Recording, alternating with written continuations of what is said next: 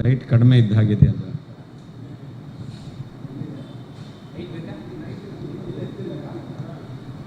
ಅದು ತೆಗೆದಿದ್ದಾರೆ ಕಾಣಿಸುತ್ತೆ.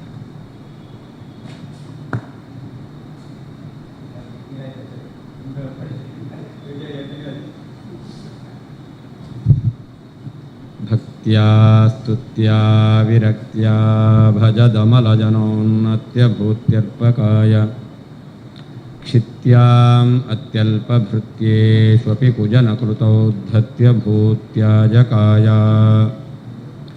ಕರ್ತ್ರೇ ಧರ್ತ್ರೇಥ ಹರ್ತ್ರೇ ಹಯಮುಖಹರಯೇ ಮುತ್ರಪಾತ್ರೇ ನಮಸ್ತೆ ತಸ್ಮೈ ಕಸ್ಮೈಚಿದಸ್ಮನ್ ಮನಸಿ ಧೃತಕಥಾ ವಿಸ್ಮೃತೌ ಸ್ಮಾರಕಾಯ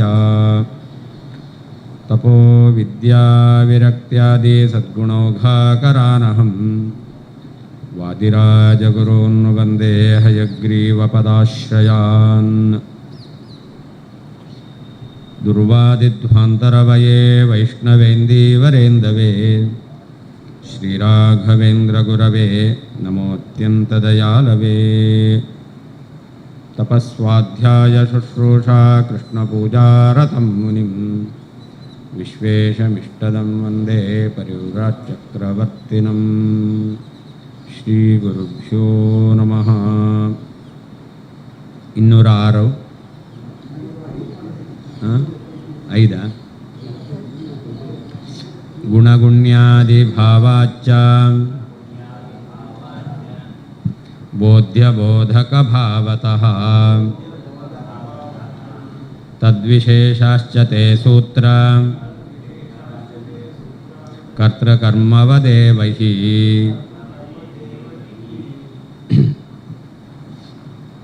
ಪರಮಾತ್ಮನಿಗೂ ಪರಮಾತ್ಮನ ರೂಪಗಳಿಗೂ ಪರಮಾತ್ಮನ ಅವಯವಗಳಿಗೂ ಪರಮಾತ್ಮನ ಗುಣಗಳಿಗೂ ಪರಮಾತ್ಮನ ಕ್ರಿಯೆಗೂ ಅಭೇದ ಅಂತ ಹೇಳೋದು.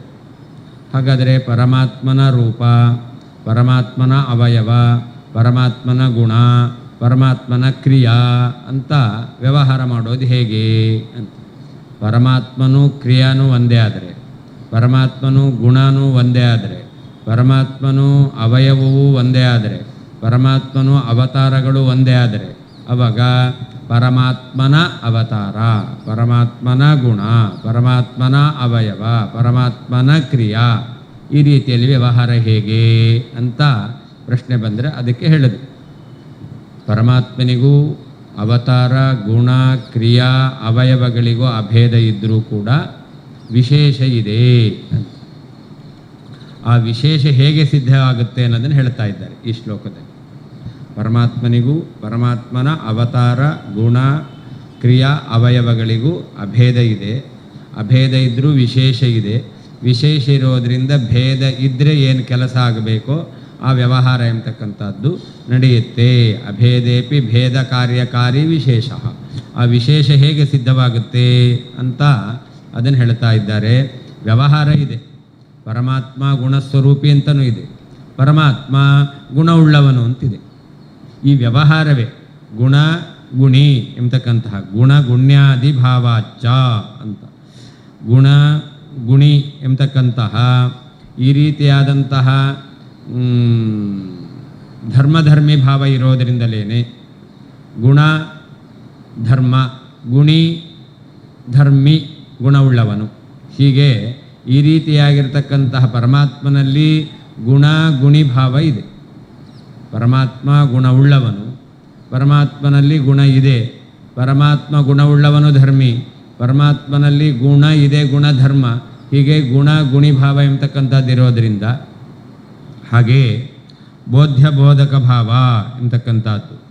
ಪರಮಾತ್ಮ ಬೋಧ್ಯ, ಪರಮಾತ್ಮ ಬೋಧಕ. ಪರಮಾತ್ಮ ಅವನು ತಿಳಿಯಲ್ಪಡುವವನು, ಅವನೇ ತಿಳಿಸುವವನು.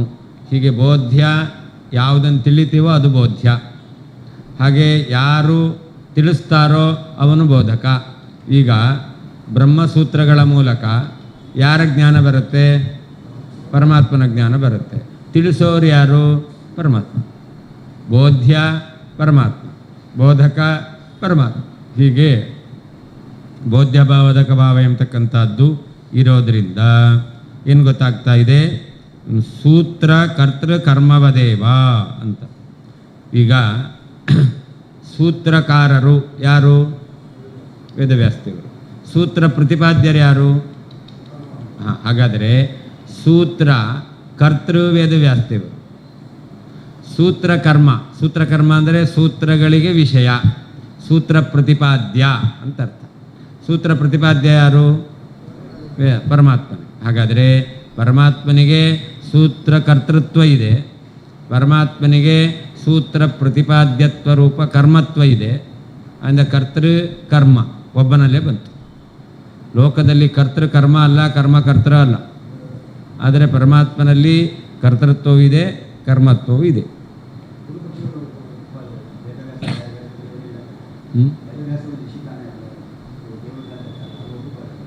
ಅದನ್ನು ನಾವು ಸಮರ್ಥನೆ ಮಾಡಿಸ್ತೇವಲ್ಲ, ವೇದವ್ಯಾಸದೇವರೇ ಆಗಬೇಕು ಅಂತ.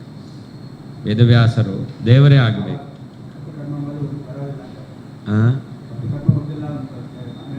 ಹೇಳಿದ್ರು ಕೂಡ ಆವಾಗ ವೇದವ್ಯಾಸ ದೇವರಿಗೆ ವೇದವ್ಯಾಸ ದೇವತ್ವವನ್ನು ಸಮರ್ಥನೆ ಮಾಡಿಸಿ ಅದನ್ನು ಹೇಳ್ತೇವೆ.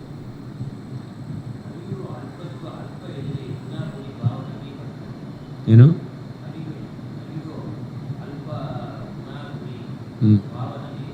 ನಮ್ಮಲ್ಲಿ ಸ್ವರೂಪದಲ್ಲಿ ಗುಣಗುಣಿ ಭಾವ ಇದೆ. ಪ್ರಾಕೃತಿಕವಾದ ಈ ಶರೀರದಲ್ಲಿ ಆಗಬೇಕಾದ್ರೆ ಅಲ್ಲಿ ಭೇದ ಇದೆ. ಆದರೆ ಸ್ವರೂಪದಲ್ಲಿ ಆಗಬೇಕಾದ್ರೆ ಅಭೇದ ಗುಣಗುಣಿ ಭಾವ ಎರಡೂ ಇದೆ. ಸ್ವರೂಪ ಜೀವ ಸ್ವರೂಪ ಅದು ಜ್ಞಾನಾನಂದ ರೂಪ. ಜೀವ ಜ್ಞಾನ ಉಳ್ಳವನು, ಆನಂದ ಉಳ್ಳವನು ಅಂತ ವ್ಯವಹಾರ ಮಾಡ್ತೇವೆ. ಪರಮಾತ್ಮನಲ್ಲಿ ಹೇಗೋ ಹಾಗೆ. ಜೀವ ಎಲ್ಲಿ? ಜೀವನಲ್ಲಲ್ಲ, ಅದು ಪರಮಾತ್ಮ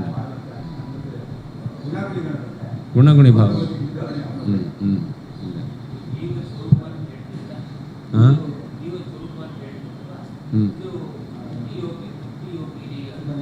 ಮುಕ್ತಿಯಲ್ಲಿ ಜೀವಸ್ವರೂಪ ಅಭಿವ್ಯಕ್ತವಾದಾಗ ಅಲ್ಲಿ ಜೀವರಿಗೆ ಗುಣಗುಣಿ ಭಾವ ಎಂಬತಕ್ಕಂಥದ್ದು ಇದೆ. ಜೀವ ಗುಣಸ್ವರೂಪೇ ಹೌದು, ಜೀವ ಗುಣವುಳ್ಳವನು ಆಗ್ತಾನೆ. ಆ ವ್ಯವಹಾರ ಕೂಡ ಕರ್ತೃಕರ್ಮ ಭಾವ. ಸೂತ್ರಕರ್ತೃ ಪರಮಾತ್ಮ, ಸೂತ್ರಕರ್ಮ. ಜೀವನಿಗೆ ಕರ್ತೃತ್ವ ಇದೆ, ಸೂತ್ರಕರ್ತೃತ್ವ ಇಲ್ಲ.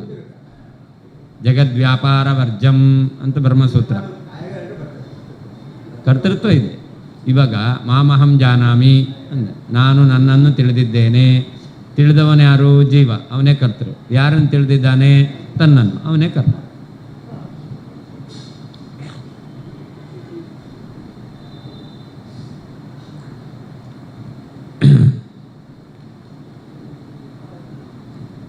ಆದ್ದರಿಂದ ಪರಮಾತ್ಮನಿಗೂ ಪರಮಾತ್ಮನ ರೂಪ, ಗುಣ, ಕ್ರಿಯಾ, ಅವಯವ ಇವುಗಳಿಗೆ ವಿಶೇಷ ಬಲದಿಂದ ನಾವು ಗುಣಗುಣಿ ಭಾವಾದಿಗಳನ್ನು ಕೂಡಿಸ್ಬೋದು.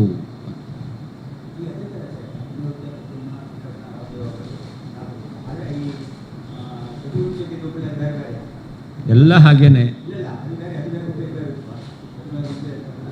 ಎಲ್ಲ ಒಂದೇ ಆದರೂ ವಿಶೇಷದಿಂದ ಬೇರೆ ಅಂತ ವ್ಯವಹಾರ ಮಾಡೋದು. ಎಲ್ಲ ಹಾಗೆ. ಪರಮಾತ್ಮನ ಮೂಲ ರೂಪ, ಪರಮಾತ್ಮನ ಚತುರ್ರೂಪ, ಪರಮಾತ್ಮನ ಪಂಚರೂಪ, ಪರಮಾತ್ಮನ ದಶರೂಪ, ಪರಮಾತ್ಮನ ಚತುರ್ವಿಂಶತಿ ರೂಪ, ಪರಮಾತ್ಮನ ಏಕ ಪಂಚಾಶದ್ ರೂಪ. ಅದೇ ರೂಪ ಇದು. ವಿಶೇಷದಿಂದಾಗಿ ನಾವು ಬೇರೆ ಅಂತ ವ್ಯವಹಾರ ಮಾಡ್ತೇವೆ. ಅದೇ ರೂಪ. ಹೌದು. ಏನು? ವಿಶೇಷದಿಂದ ಭೇದ ಇದ್ದರೆ ಏನು ವ್ಯವಹಾರವೋ ಆ ರೀತಿಯಲ್ಲಿ ಮಾಡ್ತೇವೆ. ವಿಶೇಷ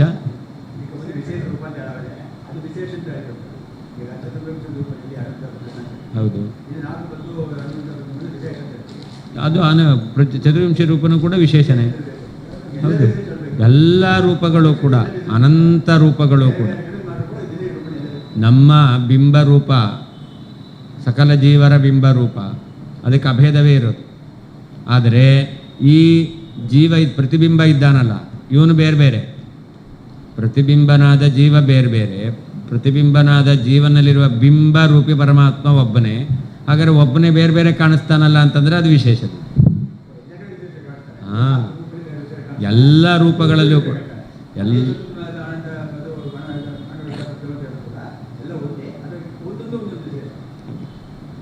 ಅನಿರುದ್ಧ ಪ್ರದ್ಯುಮ್ನ ಸಂಕರ್ಷಣ ವಾಸುದೇವ ನಾರಾಯಣ ರೂಪ ಇದೆ.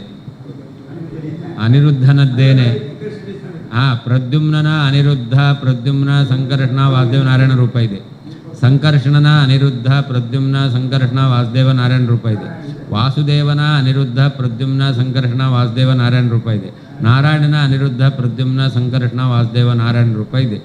ಹೇಗೋ ಹಾಗೆ ಈ ಪರಮಾತ್ಮನ ಹರಿ ಅಂತ ರೂಪ, ಮೂಲ ರೂಪ ಅಂತ ಪದ್ಮನಾಭ ಅಂತ ಹೇಳ್ತೇವೆ, ನಾರಾಯಣ ಅಂತ ಹೇಳ್ತೇವೆ. ಅದೇ ಕೇಶವಾದಿ ರೂಪ.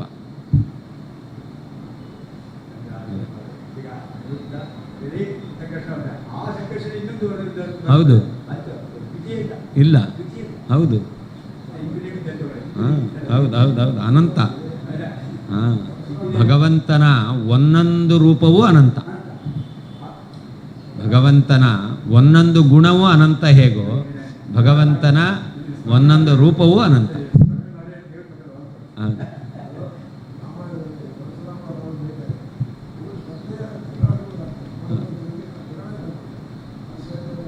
ಅಲ್ಲ,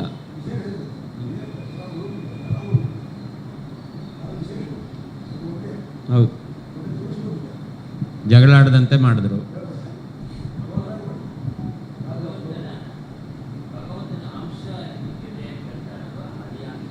ಭಗವಂತನ ಆವೇಶ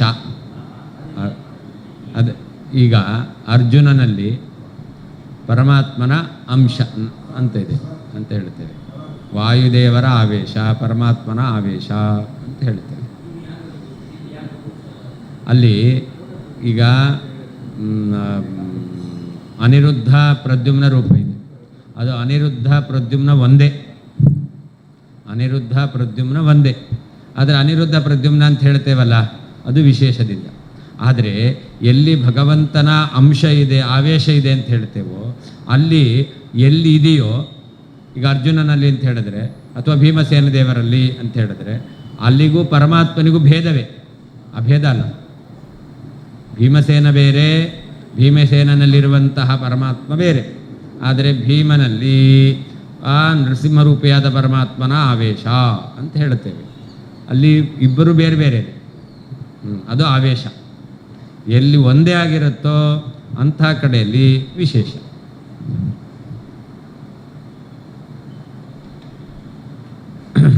ಗುಣಗುಣ್ಯಾದಿಭಾವಾತ್, ಗುಣವುಳ್ಳವನು ಎಂಬತಕ್ಕಂಥ ಸಂಬಂಧ ಇರುವುದರಿಂದ, ಬೋಧ್ಯ ಬೋಧಕ ಭಾವತಃ ತಿಳಿಯಲ್ಪಡುವವನು ತಿಳಿಸುವವನು ಎಂಬತಕ್ಕಂತಹ ಸಂಬಂಧ ಇರುವುದರಿಂದ, ತೇ ಆ ಬ್ರಹ್ಮನ ಗುಣಗಳು ಸೂತ್ರ ಕರ್ತೃಕರ್ಮವತೆ, ಸೂತ್ರವನ್ನು ರಚನೆ ಮಾಡಿದ ರೂಪ, ಸೂತ್ರಗಳಿಂದ ಪ್ರತಿಪಾದ್ಯವಾದ ರೂಪಗಳಂತೆ, ತದ್ವಿಶೇಷಾಶ್ಚ ಆ ಬ್ರಹ್ಮನ ವಿಶೇಷಗಳೇ ಸಂತಿ ಆಗಿದ್ದಾವೆ. ಗುಣಗುಣ್ಯಾದಿಭಾವಾತ್, ಗುಣಗಳಿಗೆ ಆಶ್ರಯ ಮತ್ತು ಗುಣವುಳ್ಳವನು, ಗುಣಗಳಿಗೆ ಆಶ್ರಯ ಮತ್ತು ಗುಣ ಎಂಬತಕ್ಕಂಥ ಸಂಬಂಧ ಇರುವುದರಿಂದ, ಬೋಧ್ಯ ಬೋಧಕ ಭಾವತಃ ತಿಳಿಯಲ್ಪಡುವವನು ತಿಳಿಸುವವನು ಎಂಬತಕ್ಕಂಥ ಸಂಬಂಧ ಇರುವುದರಿಂದ, ತೇ ಆ ಬ್ರಹ್ಮನ ಗುಣಗಳು ಸೂತ್ರ ಕರ್ತೃ ಕರ್ಮವತ್ ಸೂತ್ರವನ್ನು ರಚನೆ ಮಾಡಿದ ರೂಪ, ಸೂತ್ರದಿಂದ ಪ್ರತಿಪಾದ್ಯವಾದ ರೂಪಗಳಂತೆ, ತದ್ವಿಶೇಷಾಶ್ಚ ಭಗವಂತನ ವಿಶೇಷಗಳೇ ಆಗಿದ್ದಾವೆ. ಅಧುನಾ ವಿಶೇಷ ಸಿದ್ಧಿ ಪ್ರಕಾರ ಮಾಹ, ಈಗ ವಿಶೇಷ ಯಾವ ರೀತಿಯಲ್ಲಿ ಸಿದ್ಧವಾಗುತ್ತೆ ಅನ್ನೋದನ್ನು ಹೇಳ್ತಾ ಇದ್ದಾರೆ. ಗುಣ ಇತಿ ಆದಿಪದೇನ ಅವಯವಿಭಾವಾದೇಹೇ ಗ್ರಹಣಂ, ಅಲ್ಲಿ ಗುಣಗುಣ್ಯಾದಿ ಭಾವಾಚ ಅಂತ ಆದಿಪದ ಇದೆ. ಆ ಗುಣಗುಣ್ಯ ಆದಿಪದದಿಂದ ಯಾವುದನ್ನು ಇಡಬೇಕು? ಗುಣಗುಣಿ ಆದಿ, ಆದಿ ಶಬ್ದದಿಂದ ಅವಯವ ಅವಯವಿ ಇಟ್ಕೊಳ್ಬೇಕು. ಹಾಗೆ ಕ್ರಿಯಾವುಳ್ಳವನು ಅದನ್ನು ತೆಗೆದುಕೊಳ್ಬೇಕು. ಆದಿಪದೇನ ಅವಯವ ಅವಯವಿ ಭಾವಾದೇಹಿ, ಅಲ್ಲಿ ಪುನಃ ಆದಿ ಶಬ್ದ ಇದೆ. ಅವಯವಿ ಅವಯವ ಆದಿ ಅಂತಿದೆ. ಅವಾಗೇನು ತೆಗೆದುಕೊಳ್ಬೇಕು ಅಂತಂದರೆ ಅಲ್ಲಿ ಅವತಾರ ಮತ್ತು ಮೂಲರೂಪ ಅಥವಾ ಕ್ರಿಯಾವುಳ್ಳವನು ಎಂತಕ್ಕಂಥದ್ದನ್ನು ಆದಿಪದದಿಂದ ತೆಗೆದುಕೊಳ್ಬೇಕು. ಬೋಧ್ಯಬೋಧಕ ಭಾವತಃ ಲಕ್ಷಣಾದಿಗುಣಾನಾಂ ವ್ಯಾವರ್ತಕತೆಯ ಬ್ರಹ್ಮಬೋಧಕತ್ವಾತ್ ಬ್ರಹ್ಮಣಃ ಬೋಧ್ಯತ್ವಾತ್ ಇತ್ಯರ್ಥಃ ಅಂತ. ಈಗ ಜನ್ಮಾದ್ಯಸ್ಯ ಯತಃ ಅಂತ ಭಗವಂತನಿಗೆ ಜನ್ಮಾದಿ ಕಾರಣತ್ವವನ್ನು ಹೇಳಿದ್ದಾರೆ. ಜನ್ಮಾದಿ ಕಾರಣತ್ವ ಲಕ್ಷಣ, ಭಗವಂತನಲ್ಲಿ ಜಗಜ್ಜನ್ಮಾದಿ ಕರ್ತೃತ್ವ ಇದೆ. ಲಕ್ಷಣ ಏನು ಮಾಡುತ್ತೆ? ಅದು ಇತರ ವ್ಯಾವೃತ್ತಿ, ಬೇರೆ ವಸ್ತುಗಳಿಗಿಂತ ಬೇರೆ ಅಂತ ತಿಳಿಸುತ್ತೆ. ಪರಮಾತ್ಮ ಜೀವರಿಗಿಂತ ಬೇರೆ. ಯಾಕೆ? ಪರಮಾತ್ಮನಲ್ಲಿ ಜಗತ್ಕರ್ತೃತ್ವ ಇದೆ, ಜೀವರಲ್ಲಿ ಜಗತ್ಕರ್ತೃತ್ವ ಇಲ್ಲ. ಹಾಗಾದರೆ ಇಲ್ಲಿ ತಿಳಿಯಲ್ಪಡತಕ್ಕಂಥದ್ದು ಯಾವುದು? ಪರಮಾತ್ಮ. ಇತರ ಘಟಪಟಾದಿಗಳಿಗಿಂತ ಜೀವರಿಂದ ಭಿನ್ನ ಅಂತ ಯಾರನ್ನು ತಿಳಿತೇವೆ? ಪರಮಾತ್ಮನನ್ನು. ಹಾಗಾದರೆ ತಿಳಿಯಲ್ಪಡುವವನು ಪರಮಾತ್ಮ. ಯಾವುದರಿಂದ ತಿಳಿಯಲ್ಪಡ್ತಾನೆ? ಪರಮಾತ್ಮನಲ್ಲಿ ಜಗಜ್ಜನ್ಮಾದಿ ಕರ್ತೃತ್ವ ಇದೆ ಎಂಬ ಗುಣದಿಂದ. ಹಾಗಾದರೆ ಪರಮಾತ್ಮ ಜೀವ ಭಿನ್ನ ಜಗಜ್ಜನ್ಮಾದಿ ಕರ್ತೃತ್ವ. ಪರಮಾತ್ಮನನ್ನು ತಿಳಿಯೋದು ಯಾವುದರಿಂದ ತಿಳಿಯೋದು? ಪರಮಾತ್ಮನಲ್ಲಿ ಜಗಜ್ಜನ್ಮಾದಿ ಕರ್ತೃತ್ವ ಇದೆ ಎಂಬ ಧರ್ಮದಿಂದ. ಏನು ತಿಳಿಯೋದು ಅಂತಂದರೆ ಪರಮಾತ್ಮನಲ್ಲಿ ಪರಮಾತ್ಮ ಜೀವಭೇದವುಳ್ಳವನು. ಹಾಗಾದರೆ ಜೀವಭೇದವುಳ್ಳ ಪರಮಾತ್ಮ ಮತ್ತು ಜಗಜ್ಜನ್ಮಾದಿ ಕರ್ತೃ ಎರಡೂ ಒಂದೇ. ಜಗಜ್ಜನ್ಮಾದಿ ಕರ್ತೃತ್ವ ಅದು ಭಗವಂತನ ಗುಣ, ಅದು ಭಗವಂತನಿಂದ ಅಭಿನ್ನ. ಹಾಗಾದರೆ ಭಗವಂತನಿಂದ ಅಭಿನ್ನವಾದಂತಹ ಜಗಜ್ಜನ್ಮಾದಿ ಕರ್ತೃತ್ವ ಅದೇನಾಗಿದೆ? ಪರಮಾತ್ಮನನ್ನು ಜೀವರಿಂದ ಭಿನ್ನ ಎಂಬುದಾಗಿ ತಿಳಿಸ್ಲಿಕ್ಕೆ ಕಾರಣ ಆಗಿದೆ. ಹಾಗಾದರೆ ಬೋಧ್ಯ ಪರಮಾತ್ಮ, ಬೋಧಕ ಲಕ್ಷಣ, ಆ ಲಕ್ಷಣವು ಪರಮಾತ್ಮನಿಂದ ಅಭಿನ್ನ. ಅಂದರೆ ಒಂದಕ್ಕೇನೆ ಬೋಧ್ಯತ್ವ ಬೋಧಕತ್ವ ಎಂಬತಕ್ಕಂಥದ್ದು ಬರ್ತಾ ಇದೆ. ಲಕ್ಷಣಾದಿ ಗುಣಾನ, ಲಕ್ಷಣ ಅಥವಾ ಗುಣ ಅಂತ ಭಗವಂತನ ಜಗಜ್ಜನ್ಮಾದಿ ಕರ್ತೃತ್ವ ಅಥವಾ ವ್ಯಾಪ್ತಿ, ಸರ್ವತೋ ವ್ಯಾಪ್ತಿ ಅಂತ ಹೇಳ್ತೇವೆ. ಈ ಗುಣಗಳು ವ್ಯಾವರ್ತಕತೆಯ ಬ್ರಹ್ಮಬೋಧಕತ್ವ. ಈ ಗುಣಗಳೆಲ್ಲ ಇತರ ಜೀವಿಗಳಿಂದ, ಪದಾರ್ಥಗಳಿಂದ ಭಗವಂತ ಭಿನ್ನನಾಗಿದ್ದಾನೆ ಅಂತ ಪರಮಾತ್ಮನನ್ನು ತಿಳಿಸ್ಕೊಡ್ತಾ ಇದೆ. ಆದ್ದರಿಂದ ಬ್ರಹ್ಮಣಃ ಬೋಧ್ಯತ್ವ, ಬ್ರಹ್ಮನೇ ತಿಳಿಯಲ್ಪಡುವವನು ಆಗಿದ್ದಾನೆ. ತೇ ಅಂದರೆ ಗುಣ, ತದ್ವಿಶೇಷಾಶ್ಚ ತೇ ಅಂತಿದೆ. ತೇ ಅನ್ನೋದಕ್ಕೆ ಗುಣ ಅಂತ ಅರ್ಥ. ತದ್ವಿಶೇಷಾ ಅಂದರೆ ಏನರ್ಥ? ತಸ್ಯ ಬ್ರಹ್ಮಣ ವಿಶೇಷ. ಆ ಎಲ್ಲ ಗುಣಗಳು ಬ್ರಹ್ಮನ ವಿಶೇಷ. ಗುಣಗಳೆಲ್ಲವೂ ಕೂಡ ಬ್ರಹ್ಮನ ವಿಶೇಷ. ಅಂದರೆ ಏನರ್ಥ? ಬ್ರಹ್ಮಣ ಸಹ ಸವಿಶೇಷಾಭಿನ್ನಾ ಇತ್ಯರ್ಥ ಅಂತ. ಬ್ರಹ್ಮಣಿಂದ ಅಭಿನ್ನ, ವಿಶೇಷ ಸಹಿತವಾಗಿ ಅಭಿನ್ನ, ಸವಿಶೇಷಾಭೇದ ಉಳ್ಳವುಗಳು ಅಂತ ಅರ್ಥ. ಗುಣಗಳು ಸವಿಶೇಷಾಭೇದ ಉಳ್ಳವುಗಳು, ಸವಿಶೇಷಾಭಿನ್ನ ಅಂತ ಕರೀತಾರೆ. ಸೂತ್ರಮರ್ಯಾದೆಯ ಏವ ಗುಣಗುಣ್ಯಭೇದಸ್ಯ ಗುಣಗುಣಿಭಾವಾದೇಶ್ಚ ಸಿದ್ಧೇಃ ತದ್ಘಟಕ ವಿಶೇಷಸ್ಯಾಪಿ ಅರ್ಥಾತ್ ಸಿದ್ಧಿ ಅಂತ. ಸೂತ್ರಗಳ ಒಂದು ಸೂತ್ರ ಮರ್ಯಾದ,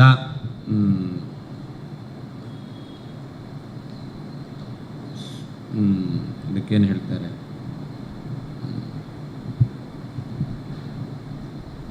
ಸೂತ್ರಗಳ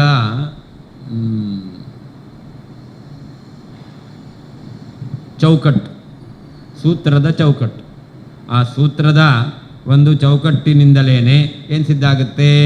ಸೂತ್ರದ ಒಂದು ನಿಯಮದಿಂದಲೇ ಗುಣಗುಣ್ಯಭೇದಸ್ಯ, ಗುಣ ಗುಣಿಗಳಿಗೆ ಅಭೇದ ಎಂಬತಕ್ಕಂಥದ್ದು. ಅಷ್ಟು ಮಾತ್ರ ಅಲ್ಲ, ಗುಣಗುಣಿ ಭಾವ.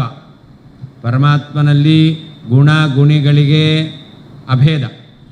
ಪರಮಾತ್ಮ ಗುಣಿ, ಅವನಲ್ಲಿ ಗುಣ, ಅವುಗಳಿಗೆ ಅಭೇದ ಇದೆ. ಅಷ್ಟೇ ಅಲ್ಲ, ಅಭೇದ ಇರೋದರಿಂದ ನಾವು ಗುಣಗುಣಿ ಭಾವ ವ್ಯವಹಾರ ಮಾಡ್ತೇವೆ. ಗುಣ ಇದೆ, ಗುಣವುಳ್ಳವನು ಪರಮಾತ್ಮ, ಪರಮಾತ್ಮನಲ್ಲಿ ಆನಂದ ರೂಪವಾದ ಗುಣ ಇದೆ ಅಂತ ಹೇಳ್ತೇವೆ. ಇದು ಗುಣಗುಣಿ ಭಾವ. ಇಂದ ಗುಣಗುಣಿಗಳಿಗೆ ಅಭೇದ ಮತ್ತು ಗುಣಗುಣಿ ಭಾವ ಇದು ಯಾವುದು ಸೂತ್ರದ ಚೌಕಟ್ಟಿನಲ್ಲಿಯೇ ಸಿದ್ಧವಾಗ್ತಾ ಇದೆ. ಅದು ಸಿದ್ಧ ಆಯಿತು ಅಂತಂದರೆ ಆವಾಗ ಈ ರೀತಿಯಾದಂತಹ ವ್ಯವಹಾರವನ್ನು ಕೂಡಿಸ್ಬೇಕು ಅಂತಂದರೆ ವಿಶೇಷ ಬೇಕೇ ಬೇಕು. ಗುಣಗುಣ್ಯಾದಿಗಳು ಕೂಡುತ್ತೆ, ಹಾಗೇ ಗುಣಗುಣಿ ಭಾವ ಕೂಡುತ್ತೆ ಅಂತಂದರೆ ವಿಶೇಷ ಎಂಬತಕ್ಕಂಥದ್ದು ಸಿದ್ಧವಾಗುತ್ತೆ. ಅನ್ಯಥಾ ಘಟ ಕರೀರಾದಿವತ್ ಪರ್ಯಾಯ ಶಬ್ದವಾಚ್ಯತ್ವ ಪ್ರಸಂಗಾದಿತಿ ಭಾವ. ಇಲ್ಲ ಅಂತಾದರೆ ಘಟ ಕರೀರ ಅಂತ ಶಬ್ದಗಳಿದೆ. ಇದೆಲ್ಲ ಪರ್ಯಾಯ ಶಬ್ದ. ಪರ್ಯಾಯ ಶಬ್ದ ಅಂದ್ರೇನು? ಸಮಾನ ಅರ್ಥವನ್ನು ಹೇಳುವ ಬೇರೆ ಬೇರೆ ಶಬ್ದಗಳು. ಮನುಷ್ಯ, ಮಾನವ, ನರ ಅಂತೆಲ್ಲ ಹೇಳ್ತೇವೆ. ಇದೆಲ್ಲ ಪರ್ಯಾಯ ಶಬ್ದಗಳು. ಮನುಷ್ಯ ಅಂದರು, ನರ ಅಂದರು, ಮಾನವ ಅಂದರು ಶಬ್ದಗಳು ಬೇರೆ, ಅರ್ಥ ಒಂದೇ. ಅದನ್ನೇ ಪರ್ಯಾಯ ಶಬ್ದ ಅಂತ ಕರೀತಾರೆ. ಹಾಗೆಯೇ ಒಂದು ವೇಳೆ ವಿಶೇಷವನ್ನು ಒಪ್ಪಲಿಲ್ಲ ಅಂತಾದರೆ ದೇವರಲ್ಲಿ ಆನಂದವುಳ್ಳವನು ಇದು ಪರ್ಯಾಯ ಶಬ್ದ ಆಗಬೇಕಾಗಿತ್ತು. ಆನಂದ ಅದು ಗುಣ, ಆನಂದಿ ಗುಣವುಳ್ಳವನು ಇದು ಪರ್ಯಾಯ ಶಬ್ದಗಳ ಅಲ್ಲ. ಇದು ಘಟ ಕಲಶ ಇದ್ದ ಹಾಗೆ ಆನಂದ ಆನಂದಿ ಎಂಬತಕ್ಕಂಥದ್ದು ಪರ್ಯಾಯ ಶಬ್ದಗಳಲ್ಲ, ಪರ್ಯಾಯ ಶಬ್ದ ಅಂತ ಆಗಬೇಕಾಗಿತ್ತು. ಗುಣ ಗುಣಿ ಪರ್ಯಾಯ ಶಬ್ದಗಳಲ್ಲ. ಅದು ಪರ್ಯಾಯ ಶಬ್ದಗಳಲ್ಲ. ಧರ್ಮ ಇರೋದು, ಧರ್ಮಿ ಉಳ್ಳವನು.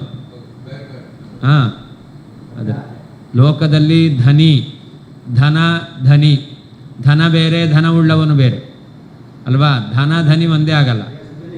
ಹಾಗೆ ಗುಣಗುಣಿ ಅನ್ನೋದು ಕೂಡ ಗುಣ ಎಂಬತಕ್ಕಂಥದ್ದು ಅದು ಇರುವಂಥದ್ದು, ಗುಣಿ ಉಳ್ಳವನು ಅದು ಪರ್ಯಾಯ ಶಬ್ದ ಅಲ್ಲ, ಅದರ ಪರ್ಯಾಯ ಶಬ್ದ ಅಂತ ಆಗಬೇಕಾಗುತ್ತೆ. ಆದ್ದರಿಂದಾಗಿ ಗುಣಗುಣಿ ಭಾವ ಇದೆ, ಮತ್ತು ಗುಣಗುಣಿಗಳಿಗೆ ಅಭೇದ ಇದೆ. ಗುಣಗುಣಿಗಳಿಗೆ ಅಭೇದ ಇದೆ, ಗುಣಗುಣಿ ಭಾವ ಇದೆ. ಇದನ್ನು ವಿಶೇಷದಿಂದಲೇ ಒಪ್ಪಬೇಕು. ಇಲ್ಲ ಅಂತಾದರೆ ಪರ್ಯಾಯ ಶಬ್ದ ಅಂತ ಬೇಕಾಗುತ್ತೆ.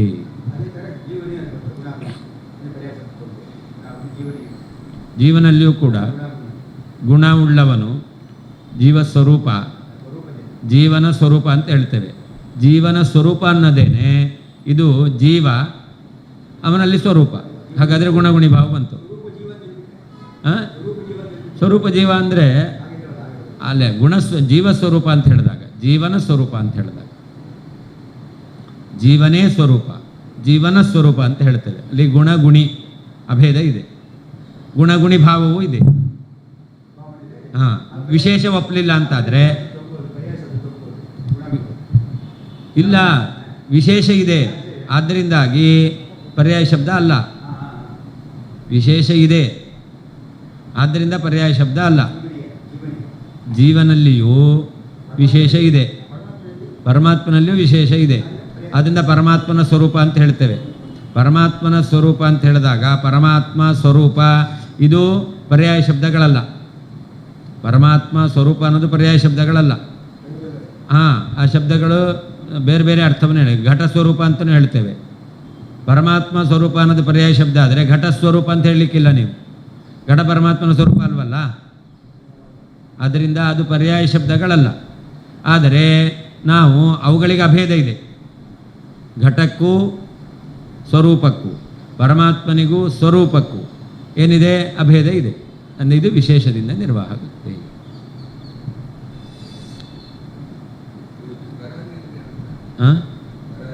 ಕರೀರ, ಕರೀರ ಅಂದ್ರೆ ಘಟ, ಕಲಶ, ಕರೀರ ಇದೆಲ್ಲ ಪರ್ಯಾಯ ಶಬ್ದಗಳು. ಘಟ ಕರೀರಾದಿವತ್, ಘಟ ಕಲಶ ಕರೀರ ಇದೆಲ್ಲ ಘಟವನ್ನೇ ಹೇಳ್ತಕ್ಕಂಥದ್ದು. ಕುಂಭ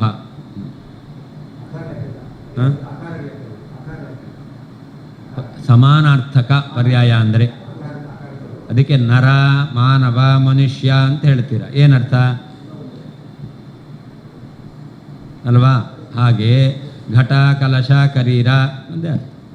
ಬ್ರಹ್ಮ, ನಾರಾಯಣ, ವಾಸುದೇವ ಯಾರು? ಅಲ್ವಾ? ಇದು ಸಮಾನಾರ್ಥಕ. ಆದರೆ ಬ್ರಹ್ಮ ಆನಂದ ಸಮಾನಾರ್ಥಕವಾ? ಅಲ್ಲ. ಆದರೆ ಅದು ಗುಣ, ಆನಂದ ಅನ್ನೋದು. ಬ್ರಹ್ಮ ಗುಣಿ. ಹಾಗಾದರೆ ಗುಣ ಗುಣಿ ಎಂಬತಕ್ಕಂಥದ್ದು ಹೇಳ್ತೇವೆ ನಾವು. ಅವುಗಳಿಗೆ ಅಭೇದ. ಪರಮಾತ್ಮನಿಗೂ ಆನಂದಗೂ ಅಭೇದ. ಅದು ಹೇಗೆ? ಪರಮಾತ್ಮನಲ್ಲಿ ಆನಂದ ಇದೆ ಅಂತ ಹೇಳ್ತೀರ, ಅದು ಹೇಗೆ? ವಿಶೇಷದಿಂದ. ತತ್ರ ದೃಷ್ಟಾಂತಮಃ. ಈ ವಿಷಯದಲ್ಲಿ ಉದಾಹರಣೆಯನ್ನು ತೋರಿಸ್ತಾ ಇದ್ದಾರೆ. ಏನಂತ? ಸೂತ್ರ ಕರ್ತೃಕರ್ಮವದೇವ ಅಂತ. ಕರ್ಮ ಪ್ರತಿಪಾದ್ಯೋ ನಾರಾಯಣ ಇತ್ಯರ್ಥ. ಕರ್ಮ ಅಂದರೆ ಗ್ರಂಥ ಸೂತ್ರಗಳಿಂದ ಪ್ರತಿಪಾದ್ಯನಾದಂತಹ ಪರಮಾತ್ಮ. ಕರ್ತೃ ಸೂತ್ರವನ್ನು ರಚನೆ ಮಾಡಿರುವ ವೇದವ್ಯಾಸ. ಯಥಾ ಐಕ್ಯೇಪಿ ವ್ಯಾಸಸ್ಯ ಸೂತ್ರಕರ್ತೃತ್ವಂ ನಾರಾಯಣಸ್ಯ ಸೂತ್ರ ಪ್ರತಿಪಾದ್ಯತ್ವಂ ವಿಶೇಷಬಲಾತ್ ಉಚ್ಯತೆ ತಥಾ ಇತ್ಯರ್ಥಃ ಅಂತ. ವ್ಯಾಸ ಬೇರೆ ನಾರಾಯಣ ಬೇರೆ ಅಲ್ಲ.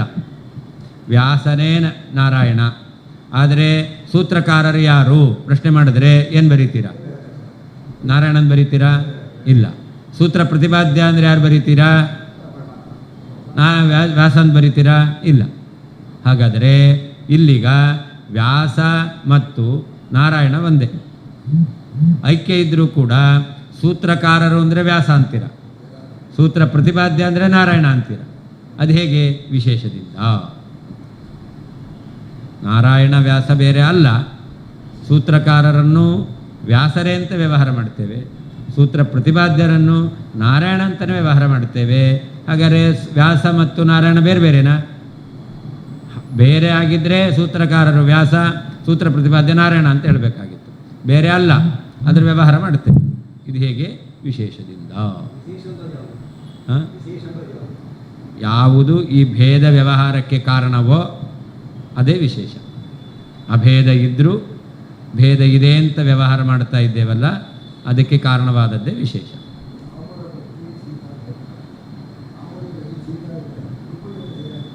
ಕಾಮ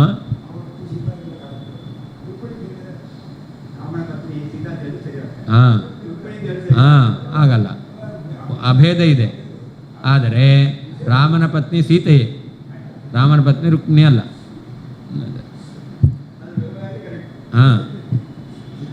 ರಾಮನ ಪತ್ನಿ ರುಕ್ಮಿಣಿ ಅಂತ ಹೇಳಿದ್ರೆ ತಪ್ಪಲ್ಲ. ಆದರೆ ವ್ಯವಹಾರ ಮಾಡಲ್ಲ ಹಾಗೆ ಅಷ್ಟೇ. ಅದೇ ನೀವು ಆಮೇಲೆ ಕೆಳಗಡೆ ಬರೆದಿರಬೇಕು, ರಾಮನ ಪತ್ನಿ ರುಕ್ಮಿಣಿ.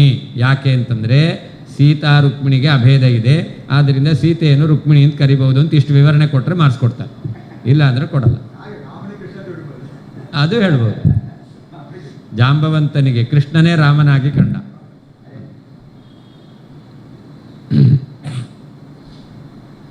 ಆನಂದಮಯ ಸೂತ್ರೋಕ್ತ ರೀತ್ಯಾ ಸೋಪಿ ಸುಖಾಕೃತಿ ನಿರಾಕಾರಃ ಕಥಂ ಕುರ್ಯಾತ್ ಧ್ವಸ್ತಹಸ್ತಕುಲಾಲವತೆ. ಓಂ ಆನಂದಮಯೋಭ್ಯಾಸಾತ್ ಓಂ ಅಂತ ಬ್ರಹ್ಮಸೂತ್ರ.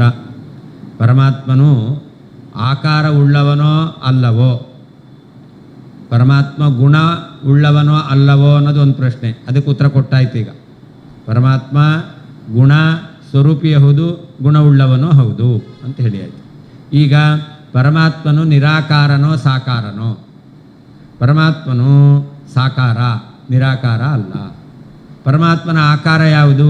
ಆನಂದಮಯೋಭ್ಯಾಸ. ಆನಂದ ಆಕಾರವೇ ಪರಮಾತ್ಮನ ಆಕಾರ, ಆನಂದವೇ ಪರಮಾತ್ಮನ ಆಕಾರ, ಜ್ಞಾನಾನಂದಾದಿಗಳೇ ಪರಮಾತ್ಮನ ಆಕಾರ. ಅದರಿಂದ ಆನಂದಮಯೋಭ್ಯಾಸ ಎಂಬತಕ್ಕಂಥ ಸೂತ್ರದಲ್ಲಿ ಹೇಳಿದ ರೀತಿಯಲ್ಲಿ ಪರಮಾತ್ಮ ಆನಂದಾಕೃತಿ, ಅವನು ಆನಂದಾಕಾರವುಳ್ಳವನಾಗಿದ್ದಾನೆ. ಪರಮಾತ್ಮನಿಗೆ ಆಕಾರ ಇದೆ. ಒಂದು ವೇಳೆ ಪರಮಾತ್ಮನಿಗೆ ಆಕಾರ ಇಲ್ಲ ಅಂತಾದರೆ ಅವನಿಗೆ ಕೈ ಇಲ್ಲ ಕಾಲಿಲ್ಲ ಅಂತಾಯಿತು. ಕೈ ಇಲ್ಲದೆ ಇರತಕ್ಕಂಥ ಕುಂಬಾರ ಮಡಿಕೆ ಮಾಡಲಿಕ್ಕಾಗತ್ತಾ? ಇಲ್ಲ. ಅದಕ್ಕೆ ಧ್ವಸ್ತ ಹಸ್ತ ಕುಲಾಲವತ್ ಅಂತ. ಯಾವ ಕುಲಾಲನ ಹಸ್ತ ಧ್ವಸ್ತವಾಗಿದೆ, ಧ್ವಸ್ತ ಅಂದರೆ ನಾಶ ಆಗಿದೆ, ಕೈ ಇತ್ತು ತುಂಡಾಗಿ ಹೋಗಿದೆ ಅಂತ ಇಟ್ಕೊಳ್ಳಿ. ಆ ತುಂಡಾದಂತಹ ಕೈ ಉಳ್ಳಂತಹ ಕುಲಾಲ ಅವನು ಮಡಕೆ ಮಾಡಲಿಕ್ಕೆ ಸಾಧ್ಯವಾ? ಇಲ್ಲ. ಹಾಗೆ ಪರಮಾತ್ಮನೂ ಕೂಡ ಜಗಜ್ಜನ್ಮಾದಿ ಕಾರಣ ಆಗೋದು ಹೇಗೆ? ಯಾಕೆ ಅವನಿಗೆ ಕೈ ಇಲ್ಲ ಅಂತಾಯಿತು, ಕಾಲಿಲ್ಲ ಅಂತಾಯಿತು. ಆ ಕೈ ಕಾಲಿಲ್ಲದೆ ಇರತಕ್ಕಂಥ ಪರಮಾತ್ಮ ಜಗತ್ತಿಗೆ ನಿರ್ಮಾತರಾಗಲಿಕ್ಕೆ ಸಾಧ್ಯ ಇಲ್ಲ. ಆದ್ದರಿಂದ ಭಗವಂತನು ಜಗಜ್ಜನ್ಮಾದಿ ಕಾರಣ ಅಂತ ಜನ್ಮಾದ್ಯಸ್ಯ ಯತಃ ಅಂತ ಹೇಳಿದ್ರಿಂದ ಅದರಿಂದಲೂ ಪರಮಾತ್ಮನಿಗೆ ಅವಯವ ಇದೆ ಅಂತ ಸಿದ್ಧವಾಗುತ್ತೆ. ಆನಂದಮಯೋಭ್ಯಾಸಾತಂತ ಪರಮಾತ್ಮನಿಗೆ ಆನಂದವೇ ಆಕಾರ ಅಂತ ಹೇಳಿರೋದ್ರಿಂದಲೂ ಕೂಡ ಪರಮಾತ್ಮ ಆಕಾರವುಳ್ಳವನು ಅಂತ ಸಿದ್ಧವಾಗುತ್ತೆ.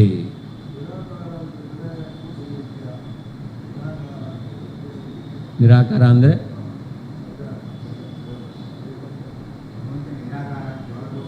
ಹೇಳ್ತೇವೆ. ಯಾಕೆ? ಪ್ರಾಕೃತ ಆಕಾರ ಇಲ್ಲ, ಅದರಿಂದ ನಿರಾಕಾರ. ಸರ್ವಥಾ ಆಕಾರವೇ ಇಲ್ಲ ಅಂತ ಅರ್ಥ ಅಲ್ಲ. ಪರಮಾತ್ಮನಿಗೆ ಆಕಾರ ಇದೆ. ಹೇಗೆ ಪರಮಾತ್ಮ ಗುಣ ಉಳ್ಳವನಾದರೂ ಕೂಡ ನಿರ್ಗುಣ ಅಂತ ಹೇಳ್ತೇವೋ, ಸತ್ವರಜ ಮೊದಲಾದ ಗುಣ ಇಲ್ಲ, ಅಥವಾ ಅಲ್ಪವಾದ ಗುಣ ಇಲ್ಲ, ಉತ್ಪನ್ನವಾಗುವ ಗುಣ ಇಲ್ಲ ಅನ್ನೋ ಅರ್ಥದಲ್ಲಿ ನಿರ್ಗುಣ ಅಂತ ಹೇಗೆ ಹೇಳ್ತೇವೋ, ಹಾಗೆ ಪರಮಾತ್ಮನಿಗೆ ಜ್ಞಾನಾನಂದಾದಿ ಆಕಾರ ಇದ್ದರೂ ಕೂಡ ನಿರಾಕಾರ ಅಂತ ಹೇಳ್ತೇವೆ. ಅವನು ಪ್ರಾಕೃತ ಆಕಾರ ರಹಿತನಾದ್ದರಿಂದ. ಆನಂದಮಯ ಸೂತ್ರೋಕ್ತ ರೀತ್ಯ ಓಂ ಆನಂದಮಯೋಭ್ಯಾಸಾತ್ ಓಂ ಎಂಬ ಸೂತ್ರವು ಹೇಳಿದ ರೀತಿಯಲ್ಲಿ ಸಹ ಆ ಬ್ರಹ್ಮನು ಸುಖಾಕೃತಿ ಅಪಿ ಸುಖಸ್ವರೂಪ ಆಕಾರವುಳ್ಳವನೂ ಆಗಿದ್ದಾನೆ ಎಂಬುದಾಗಿ ತಿಳಿಯಬೇಕು. ಸಹ ಆ ಬ್ರಹ್ಮನು ನಿರಾಕಾರ ಚೇತ್ ನಿರಾಕಾರನಾಗಿದ್ದಾನೆ ಅಂತಾದರೆ, ಆಕಾರರಹಿತನಾಗಿದ್ದಾನೆ ಅಂತಾದರೆ, ಧ್ವಸ್ತ ಹಸ್ತ ಕುಲಾಲವತ್ ಕೈ ಇಲ್ಲದ ಕುಲಾಲನಂತೆ ಜಗತ್ ಈ ಪ್ರಪಂಚವನ್ನು ಕಥಂ ಹೇಗೆ ಕುರಿಯಾತ್ ಜಗತ್ತನ್ನದನ್ನು ಇಟ್ಕೊಳ್ಬೇಕು. ಜಗತ್ತನ್ನು ಕಥಂ ಕುರಿಯಾತ್ ಹೇಗೆ ನಿರ್ಮಾಣ ಮಾಡಿಯಾನು. ಆನಂದಮಯ ಸೂತ್ರೋಕ್ತ ರೀತ್ಯ ಓಂ ಆನಂದಮಯೋಭ್ಯಾಸಾತ್ ಎಂಬತಕ್ಕಂಥ ಸೂತ್ರದಲ್ಲಿ ಹೇಳಿದರಂತೆ ಸಹ ಆ ಪರಮಾತ್ಮನು ಸುಖಾಕೃತಿ ಸುಖಸ್ವರೂಪವಾದ ಆಕಾರವುಳ್ಳವನಾಗಿದ್ದಾನೆ. ಸಹ ಆ ಪರಮಾತ್ಮನು ನಿರಾಕಾರ ಆಕಾರರಹಿತನಾಗಿದ್ದಾನೆ ಅಂತಾದರೆ, ಧ್ವಸ್ತ ಹಸ್ತ ಕುಲಾಲವತ್ ಕೈಯಿಲ್ಲದ ಕುಲಾಲನಂತೆ ಕುಂಬಾರನಂತೆ, ಕಥಂ ಹೇಗೆ ಜಗತ್ತನ್ನು ಕುರಿಯಾತ್ ಸೃಷ್ಟಿ ಮಾಡಿಯಾನು ನಿರ್ಮಾಣ ಮಾಡಿಯಾನು. ಧ್ವಸ್ತ ಹಸ್ತ ಕುಲಾಲವತ್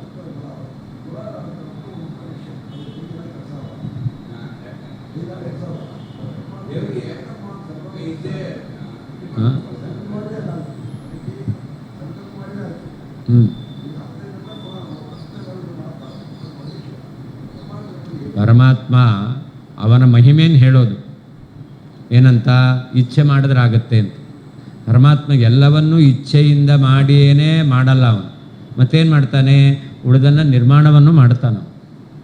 ಬ್ರಹ್ಮಾಂಡ ಸೃಷ್ಟಿ ಮಾಡೋದ್ನಲ್ಲ, ಆ ಬ್ರಹ್ಮಾಂಡವನ್ನು ಭಗವಂತ ತಾನೇ ಸೃಷ್ಟಿ ಮಾಡಿದ. 24 ತತ್ವಗಳನ್ನು ತೆಗೆದುಕೊಂಡೇ ಸೃಷ್ಟಿ ಮಾಡಿದ. ಕುಲಾಲ ಯಾವ ರೀತಿಯಲ್ಲಿ ಮಣ್ಣನ್ನು ತೆಗೆದುಕೊಂಡು ಅವನು ಮಡಿಕೆಯನ್ನು ಸೃಷ್ಟಿ ಮಾಡುತ್ತಾನೋ, ಹಾಗೆ ಪರಮಾತ್ಮ ತನ್ನಿಂದ ಸೃಷ್ಟವಾದ 24 ತತ್ವಗಳನ್ನು ತೆಗೆದುಕೊಂಡೇ ಬ್ರಹ್ಮಾಂಡವನ್ನು ಸೃಷ್ಟಿ ಮಾಡಿತ್ತು. ಅಂದರೆ ಇಚ್ಛಾ ಮಾತ್ರ ಭಗವತಃ ಸೃಷ್ಟಿ ಇದ್ದೇ ಇದೆ. ಆದರೂ ಭಗವಂತ ಆ ಸೃಷ್ಟಿ ಅಲ್ಲದೇನೆ ಸಾಧಾರಣ ವ್ಯಕ್ತಿಗಳು ಮಾಡುವ ಹಾಗೂ ಸೃಷ್ಟಿ ಮಾಡ್ತಾನೆ. ಆ ರೀತಿಯಲ್ಲಿ ಸೃಷ್ಟಿ ಮಾಡಬೇಕಾದರೆ ಪರಮಾತ್ಮನಿಗೆ ಕೈ ಇರಬೇಕೋ ಕಾಲಿರಬೇಕೋ ಬೇಡವೋ? ಇಲ್ಲ.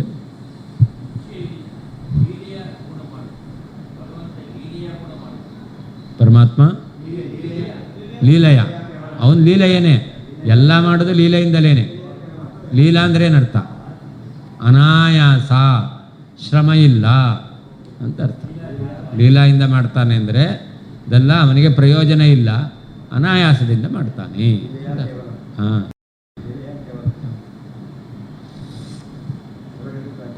ಇದಾನೀಂ ಸಾಕಾರತ್ವ ಸಿದ್ಧಿ ಪ್ರಕಾರಮಾಹ ಆನಂದಮಯ ಇತಿ.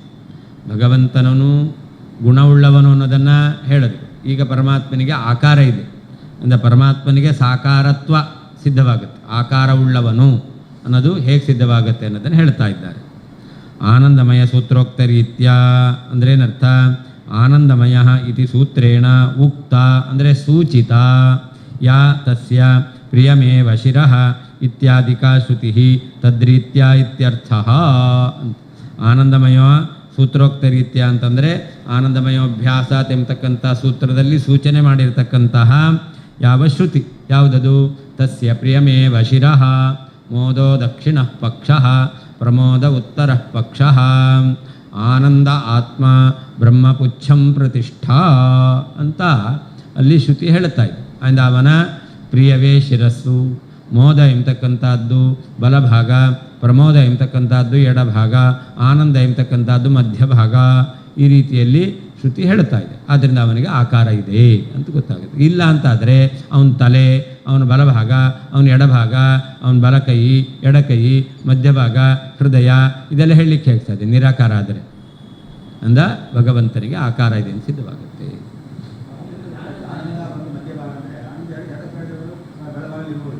ಏನು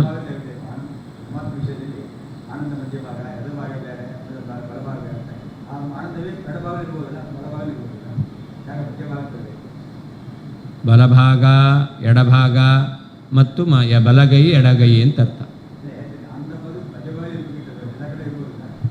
ಇರ್ಬೋದು, ಇಲ್ಲ ಅಂತಲ್ಲ. ಅದನ್ನು ಬೇರೆ ಬೇರೆ ಶಬ್ದದಿಂದ ವ್ಯವಹಾರ ಮಾಡ್ತಾರೆ.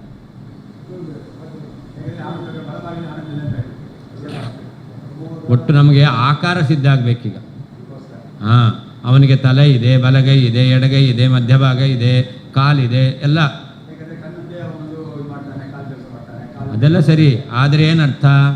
ಅವನಿಗೆ ಇಂತಹ ಕಣ್ಣಿಲ್ಲ ಅಂತ ಅರ್ಥ. ಕಣ್ಣೇ ಇಲ್ಲ ಅಂತಲ್ಲ, ದೇವ್ರು ಕುರುಡ ಅನ್ಬಾರ್ದು. ಮತ್ತು ಪಶ್ಯತ್ಯಚಕ್ಷು ಸಶೃಣೋತ್ಯಕರ್ಣ ಅಪಾಣಿಪಾದ ಜವನೋ ಗೃಹೀತ ಅಂತ. ಅಪಾಣಿಪಾದ ಜವನ ಗೃಹೀತ. ಪಾದ ಇಲ್ಲ, ವೇಗವಾಗಿ ಹೋಗ್ತಾನೆ. ಕೈ ಇಲ್ಲ, ಹಿಡ್ಕೋತಾನೆ. ಪಶ್ಯತ್ಯಚಕ್ಷು ಕಣ್ಣಿಲ್ಲ, ನೋಡ್ತಾನೆ. ಸಶೃಣೋತಿ ಅಕರ್ಣ ಅಕರ್ಣ ಕಣ್ಣಿಲ್ಲ, ಶೃಣೋತಿ ಕೇಳ್ತಾನೆ. ಇದೆಲ್ಲ ಅವನಿಗೆ ಪ್ರಾಕೃತವಾದದ್ದಿಲ್ಲ ಅಂತ ಅರ್ಥ. ಇಲ್ಲವೇ ಇಲ್ಲ ಅಂತ ಅರ್ಥ ಅಲ್ಲ. ಉಪನಿಷತ್ತಿನಲ್ಲಿ ಹೌದು ಹೌದು. ಜೀವ ಸ್ವರೂಪದಲ್ಲಿಯೂ ಹಾಗೆ, ಜೀವ ಮುಕ್ತ ಜೀವನಲ್ಲಿಯೂ ಇದೆ. ಪರಮಾತ್ಮನಲ್ಲಿ ಯಾವ ರೀತಿಯಲ್ಲೋ ಅದೇ ರೀತಿಯಲ್ಲಿ ಮುಕ್ತ ಜೀವನಲ್ಲಿಯೂ ಕೂಡ ಹಾಗೆ. ಮುಕ್ತ ಜೀವನ ಇವಾಗಿದೆ. ಅಜ್ಞಾನ ಪ್ರಾಕೃತ ಲಿಂಗದೇಹದಿಂದ ಆವೃತವಾಗಿದೆ. ಅದು ಹೋಯಿತು ಅಂತಂದರೆ ಅದು ವ್ಯಕ್ತ ಆದಮೇಲೆ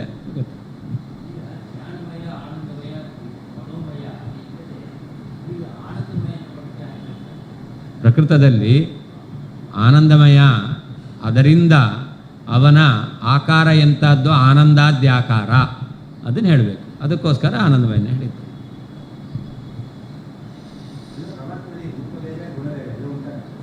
ಗುಣ ರೂಪ ಒಂದೇ, ಆದರೆ ಗುಣಾರೂಪ ಅಂತ ವ್ಯವಹಾರ ಮಾಡ್ತೇವೆ. ಗುಣಾರೂಪ ಪರ್ಯಾಯ ಶಬ್ದಗಳಲ್ಲ. ಅದು ವಿಶೇಷದಿಂದ. ಹೌದು, ಅದು ಅಷ್ಟೇ. ಹೌದು, ಅದು ವಿಶೇಷದಿಂದ.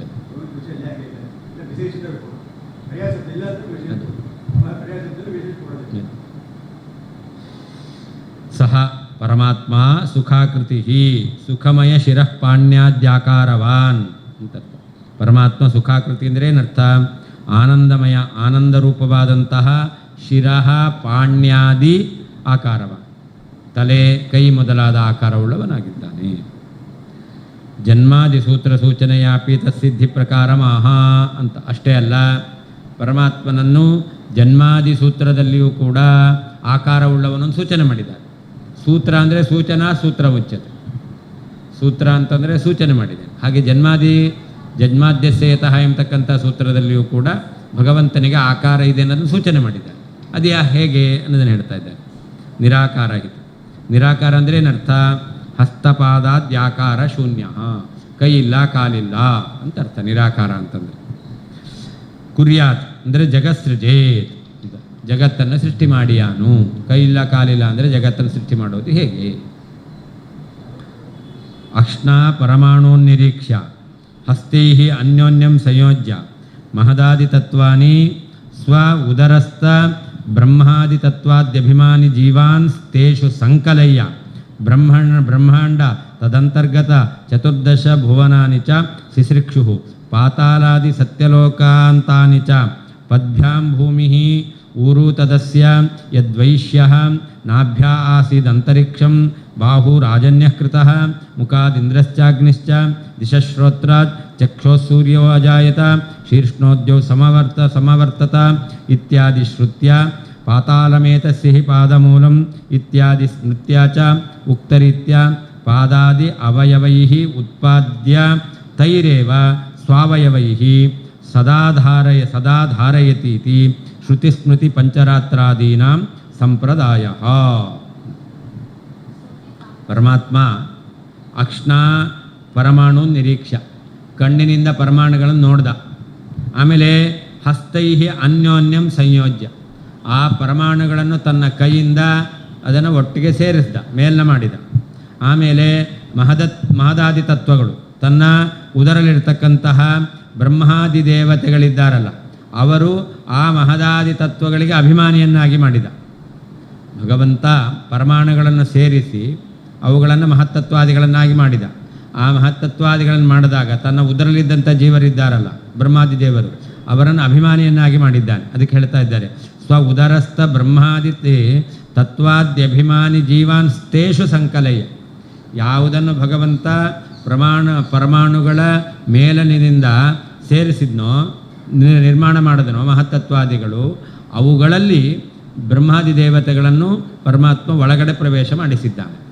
ಆಮೇಲೆ ಬ್ರಹ್ಮಾಂಡ ತದಂತರ್ಗತ ಚತುರ್ದಶ ಭುವನಾನಿ ಚ ಶಿಶ್ರಿಕ್ಷು, ಅದರಿಂದ ಭಗವಂತ ಬ್ರಹ್ಮಾಂಡದ ಒಳಗಡೆ ಇರತಕ್ಕಂಥ 14 ಲೋಕ ಇವುಗಳನ್ನು ಸೃಷ್ಟಿ ಮಾಡತಕ್ಕಂತಹ ಇಚ್ಛೆ ಉಳ್ಳವನಾಗಿ ಏನು ಮಾಡ್ದ? ಪಾತಾಲಾದಿ ಸತ್ಯ ಲೋಕಾಂತಾನಿ ಚ ಅಂತ, ಪಾತಾಳದಿಂದ ಹಿಡಿದು ಸತ್ಯಲೋಕ ತನಕ 14 ಲೋಕಗಳು, ಅವನನ್ನು ಸೃಷ್ಟಿ ಮಾಡಬೇಕು ಅಂತ. ಅಷ್ಟೇ ಅಲ್ಲ, ಶ್ರುತಿ ಹೇಳ್ತಾ ಇದೆ, ಪದ್ಭ್ಯಾಂ ಭೂಮಿ, ಪರಮಾತ್ಮ ಭೂಮಿಯನ್ನು ಸೃಷ್ಟಿ ಮಾಡಿದ. ಯಾವುದರಿಂದ ಸೃಷ್ಟಿ ಮಾಡಿದ? ಪಾದದಿಂದ. ಪಾದವೇ ಇಲ್ಲ ಅಂದರೆ ಪಾದದಿಂದ ಹೇಗೆ ಸೃಷ್ಟಿ ಮಾಡ್ತಾನೆ? ಅಂದರೆ ಪರಮಾತ್ಮನಿಗೆ ಪಾದ ಇರಬೇಕು ಅಂತಾಯಿತು. ಹಾಗೆ ಊರು ತದಸ್ಯ ಯದ್ವೈಶ್ಯ ಅಂತ, ಊರುವಿನಿಂದ ಪರಮಾತ್ಮ ವೈಶ್ಯರನ್ನು ಸೃಷ್ಟಿ ಮಾಡಿದ ಅಂತ. ವೈಶ್ಯರ ಕೆಲಸ ಏನು? ವ್ಯಾಪಾರ ಮಾಡೋದು ಹೇಗೆ?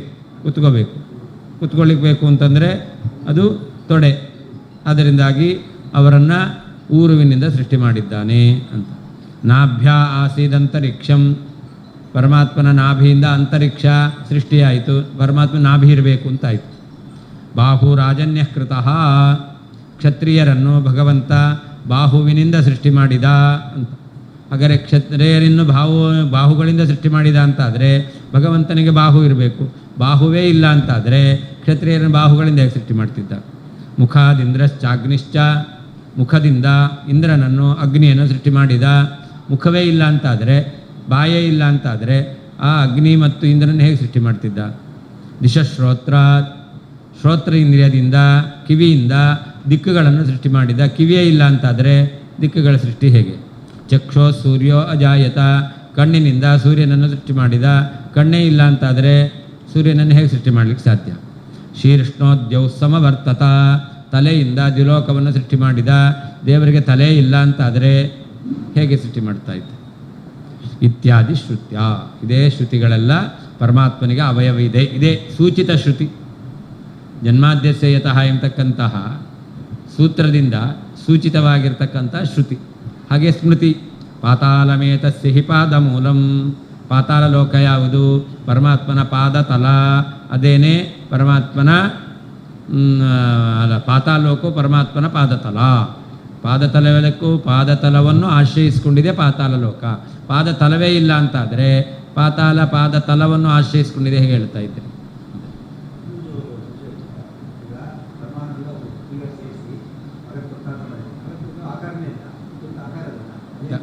ಏನು?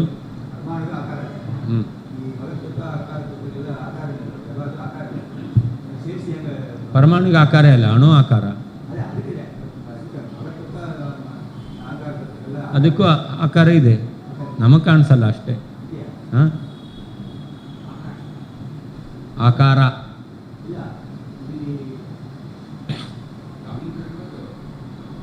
ಮಹತ್ತತ್ವಾದಿಗಳಿಗೆ ಆಕಾರ ಇದೆ, ಅದು ನಮಗೆ ಕಾಣಲ್ಲ. ಆಕಾಶ ಆಕಾರ ಇಲ್ಲ, ಆಕಾಶ ನಿರಾಕಾರ.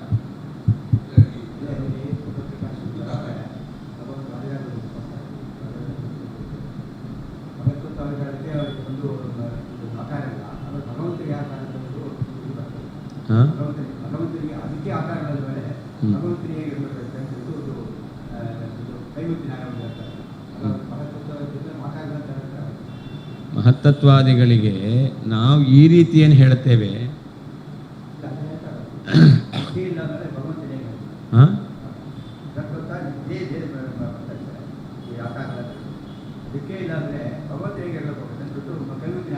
ಮಹತ್ತತ್ವ ಅಲ್ಲಿ ಬ್ರಹ್ಮದೇವರಿದ್ದಾರೋ ಇಲ್ಲೋ? ಮಹತ್ತತ್ವದಲ್ಲಿ ಬ್ರಹ್ಮದೇವರಿದ್ದಾರೋ ಇಲ್ಲೋ? ಹಾಗಾದರೆ ಆ ಮಹತ್ತತ್ವ ಅದಕ್ಕೆ ಒಂದು ಆಕಾರ ಎಂಬತಕ್ಕಂಥದ್ದಿದೆ. ಈ ನಮ್ಮ ಕಣ್ಣಿಗೆ ಕಾಣಿಸಲ್ಲ, ಸೂಕ್ಷ್ಮ ರೂಪವಾದ ಪರಮಾಣು, ಅದಕ್ಕೊಂದು ಆಕಾರ ಇದೆ.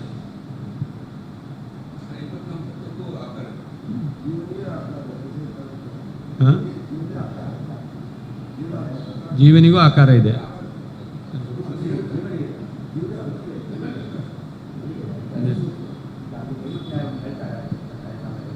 ಏನು ವಾಕ್ಯ ನಾಳೆ ತಗೊಂಬನ್ನಿ ನೋಡಿ.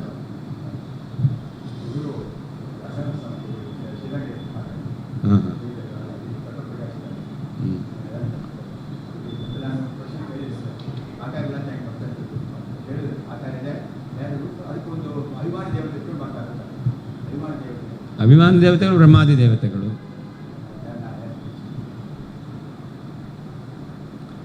ಸ್ಮೃತ್ಯಾಚ ಉಕ್ತರೀತ್ಯ ಪಾದಾದಿ ಅವಯವೈ ಉತ್ಪಾದ್ಯ, ಪರಮಾತ್ಮ ತನ್ನ ಪಾದಾದಿ ಅವಯವಗಳಿಂದ ಇವುಗಳನ್ನು ಉತ್ಪಾದನೆ ಮಾಡಿ, ಹಿಂದೆ ಹೇಳಿರ್ತಕ್ಕಂತಹ ಪಾತಾಲಾದಿ ಸತ್ಯಲೋಕಾಂತಾನಿ ಉತ್ಪಾದ್ಯ, ಆ ಲೋಕಗಳನ್ನೆಲ್ಲ ಉತ್ಪಾದನೆ ಮಾಡಿ, ತೈರೇವ ಸ್ವಾವಯವೈ ಸದಾ ಧಾರಯಿತು, ಯಾವ ಯಾವ ಅವಯವದಿಂದ ಯಾವ್ಯಾವುದನ್ನು ಸೃಷ್ಟಿ ಮಾಡಿದನೋ ಅದೇ ಅವಯವಗಳಿಂದ ಅದನ್ನು ಭಗವಂತ ಧಾರಣೆ ಮಾಡಿಕೊಂಡಿದ್ದಾನೆ.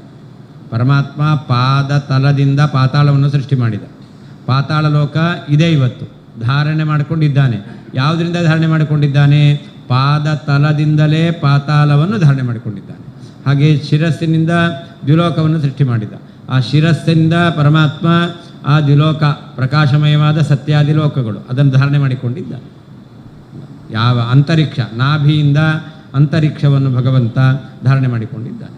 ಹೀಗೆ ಯಾವ್ಯಾವ ಲೋಕಗಳು, ಯಾವ್ಯಾವ ಜೀವಿಗಳು ಯಾರಿಂದ ಯಾವ ಅವಯವದಿಂದ ಜನ್ಮವನ್ನು ಪಡೆದಿದ್ದಾವೋ ಅವುಗಳಿಂದ ಭಗವಂತ ಅವರನ್ನು ಧಾರಣೆ ಮಾಡುತ್ತಿದ್ದಾನೆ.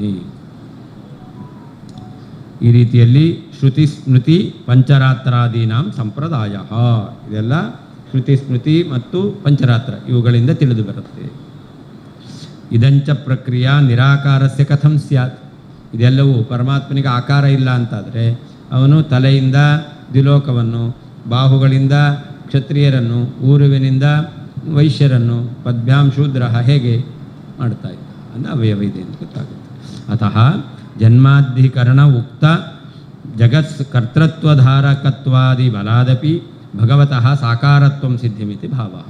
ಆದ್ದರಿಂದ ಜನ್ಮಾದ್ಯಸ್ಯತಃ ಎಂಬಲ್ಲಿ ಜನ್ಮಾಧಿಕರಣದಲ್ಲಿ ಹೇಳಿರ್ತಕ್ಕಂತಹ ಜಗತ್ಕರ್ತೃತ್ವ, ಜಗದ್ಧಾರಕತ್ವ ಇವುಗಳಿಂದ ಪರಮಾತ್ಮನಿಗೆ ಅವಯವ ಇದೆ, ಆಕಾರ ಇದೆ ಅಂತಕ್ಕಂಥದ್ದು ಸಿದ್ಧವಾಗುತ್ತೆ, ಸಾಕಾರತ್ವ ಸಿದ್ಧ.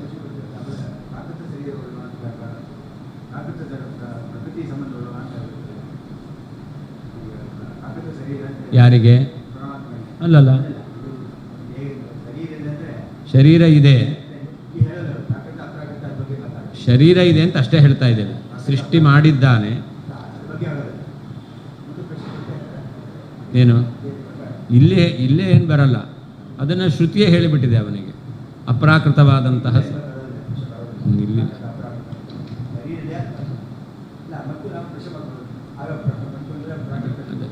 ಇಲ್ಲಿಗ ವಿಷಯ ಏನು ಸಮರ್ಥನೆ ಮಾಡ್ತಿದ್ದಾರೆ?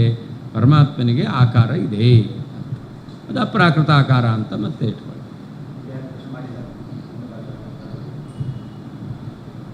ತತ್ರ ದೃಷ್ಟಾಂತಮಾಹ ಧ್ವಸ್ತ ಹಸ್ತ ಇತಿ. ಪರಮಾತ್ಮನಿಗೆ ಸಾಕಾರತ್ವ ಯಾಕೆ? ಸಾಕಾರ ಅಲ್ಲ ಅಂದರೆ ಸೃಷ್ಟಿ ಮಾಡಲಿಕ್ಕೆ ಆಗಲ್ಲ. ಯಾಕಾಗಲ್ಲ? ಉದಾಹರಣೆಯನ್ನು ಕೊಡ್ತಾ ಇದ್ದೆ. ಧ್ವಸ್ತ ಹಸ್ತ ಕುಲಾಲವತ್ ಚಕ್ಷುರಾದ್ಯವಯವಸ್ಯಾಪಿ ಉಪಲಕ್ಷಣಮೇತತ್. ಅಷ್ಟೇ ಅಲ್ಲ, ಕಣ್ಣೇ ಇಲ್ಲ ಅಂತಂದರೆ ಮಡಿಕೆ ಮಾಡಲಿಕ್ಕಾಗತ್ತಾ? ಕಾಲೇ ಇಲ್ಲ ಅಂದರೆ ಮಾಡಲಿಕ್ಕಾಗತ್ತಾ? ಇಲ್ಲ. ಅವಯವೇ ಇಲ್ಲ ಅಂದರೆ ಕಣ್ಣು, ಕಿವಿ, ಬುದ್ಧಿ ಎಲ್ಲವನ್ನು ಇಟ್ಕೊಳ್ಬೇಕು. ತಸ್ಮಾ ಸಮಸ್ತ ಶ್ರುತ್ಯರ್ಥ ಸೂಚನಾ ಸೂತ್ರ ಮುಚ್ಯತೆ. ಹಾಗಾದರೆ ಸೂತ್ರ ಅಂತ ಕರೀತಾರೆ. ಯಾಕೆ ಸೂತ್ರ ಅಂತ ಕರೀತಾರೆ ಅಂತಂದರೆ ಶ್ರುತ್ಯರ್ಥ ಸೂಚನಾತ್, ಶ್ರುತಿಯಲ್ಲಿ ಹೇಳಿರ್ತಕ್ಕಂಥದ್ದನ್ನು ಸೂಚನೆ ಮಾಡ್ತಾ ಇದೆ. ಆದ್ದರಿಂದ ಅದನ್ನು ಸೂತ್ರ ಅಂತ ಕರೀತಾರೆ. ಕೇವಲ ಒಂದೆರಡು ಶ್ರುತಿ ಅಲ್ಲ, ಸಮಸ್ತ ಶ್ರುತಿ, ಎಲ್ಲ ಶ್ರುತಿಗಳು ಒಂದೊಂದು ಶ್ರುತಿಯಲ್ಲಿ ಒಂದೊಂದು ಹೇಳ್ತಾ ಇದ್ದಾರೆ. ಮೋದೋ ದಕ್ಷಿಣ ಪಕ್ಷ, ಪ್ರಮೋದ ಉತ್ತರ ಪಕ್ಷ, ಪ್ರಿಯಮೇವ ಶಿರಃ ಅಂತ ಒಂದೊಂದು ಶ್ರುತಿ ಒಂದೊಂದನ್ನು ಹೇಳ್ತಾ ಇದೆ. ಹಾಗಾದರೆ ಸಮಸ್ತ ಶ್ರುತಿ ಏನು ಹೇಳ್ತಾ ಇದೆಯೋ ಆ ಅರ್ಥವನ್ನು ಸೂತ್ರ ಸೂಚನೆ ಮಾಡ್ತಾ ಇದೆ. ಶಬ್ದತಃ ಹೇಳ್ತಾ ಇಲ್ಲ, ಶಬ್ದತಃ ಹೇಳ್ತಾ ಇಲ್ಲ, ಅದು ಅರ್ಥ ಸಿದ್ಧವಾಗುತ್ತೆ. ಅದರಿಂದ ಅದು ಸೂಚನೆ, ಅದನ್ನು ಅದಕ್ಕೆ ಸೂತ್ರ ಅಂತ ಕರೀತಾರೆ.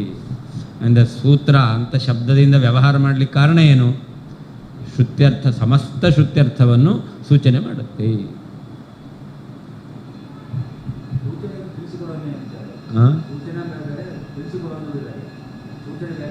ತಿಳಿಸ್ಕೊಡೋದು ಅಂತಂದರೆ ನಿಮಗೆ ಬಾಯಿಂದ ಶಬ್ದವನ್ನು ಹೇಳಿಯೂ ತಿಳಿಸ್ಕೊಡ್ಬೋದು, ಬರೆದು ತಿಳಿಸ್ಕೊಡ್ಬೋದು. ಸೂಚನೆ ಅಂತಂದರೆ ಅದರಲ್ಲಿ ಬರೀ ಅದು ಇಂಡಿಕೇಟ್ ಅಷ್ಟೇ. ಹಾಂ ಹಾಂ ತಿಳಿಸ್ಕೊಡುತ್ತೆ. ಹಾಂ ಹೌದು ಹೌದು. ಶಬ್ದತಃ ಹೇಳಿರಲ್ಲ, ಶಬ್ದತಃ ಹೇಳಿರಲ್ಲ, ಸೂಚನೆ ಮಾಡಿ. ಹಾಂ ಇಂಡಿಕೇಟರ್ ಇದೆಯಲ್ಲ ಅದು ಶಬ್ದತಃ ಹೇಳಲ್ಲ, ಶಬ್ದತಃ ಹೇಳಲ್ಲ, ಇಂಡಿಕೇಶನ್ ಇದೆ. ಹಾಂ ಅದೇ ಅದೇ ಸರಿಯಾಗಿ ಅರ್ಥ ಆಗುತ್ತೆ. ಹಾಂ ಹಾಂ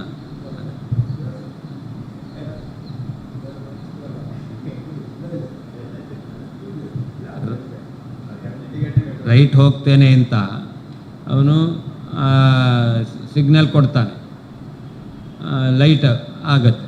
ಅದು ನಾನು ರೈಟ್ ಹೋಗ್ತೇನೆ ಅಂತ ಹೇಳಲ್ಲ, ಲೆಫ್ಟ್ ಹೋಗ್ತೇನೆ ಅಂತ ಹೇಳಲ್ಲ, ಪಾರ್ಕಿಂಗ್ ಅಂತ ಹೇಳ್ತಾರೆ, ಪಾರ್ಕಿಂಗ್ ಮಾಡ್ತೇನೆ ಅಂತ ಹೇಳಲ್ಲ.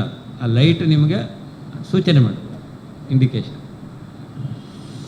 ಗ್ರೀನ್ ಬಿದ್ದ ಕೂಡಲೇ ಹೋಗು ಅಂತ ಹೇಳಲ್ಲ, ಅದು ಸೂಚನೆ ಮಾಡುತ್ತೆ ಹೋಗ್ಬೋದು ಅಂತ. ಹಾಗೆ ತಸ್ಮಾತ್ ಹಿಂದೆ ಹೇಳಿದಂತಹ ಕ್ರಮದಿಂದ ಮುಂದೆ ಹೇಳುವಂತಹ ಕ್ರಮದಿಂದಲೂ ಕೂಡ ಸಮಸ್ತ ಶ್ರುತ್ಯರ್ಥ ಸೂಚನಾತ್ ಸಗುಣತ್ವ, ಸಕಲ ಜಗದ್ಭಿನ್ನತ್ವ, ಸಾಕಾರತ್ವ, ಗುಣಸತ್ಯತ್ವ, ಸ್ವಗತವೇದ ರಾಹಿತ್ಯ, ಸ್ವರೂಪ ಸುಖಸ್ವರೂಪತ್ವ ಮೊದಲಾಗಿರ್ತಕ್ಕಂತಹ ಎಲ್ಲ ಸತ್ಸಿದ್ಧಾಂತದ ಅರ್ಥವನ್ನು ಸೂಚನೆ ಮಾಡುವುದರಿಂದ ಸೂತ್ರಂ, ಸೂತ್ರ ಎಂಬುದಾಗಿ ಉಚ್ಯತೆ, ಕರೆಯಲ್ಪಡ್ತಾ ಇದೆ.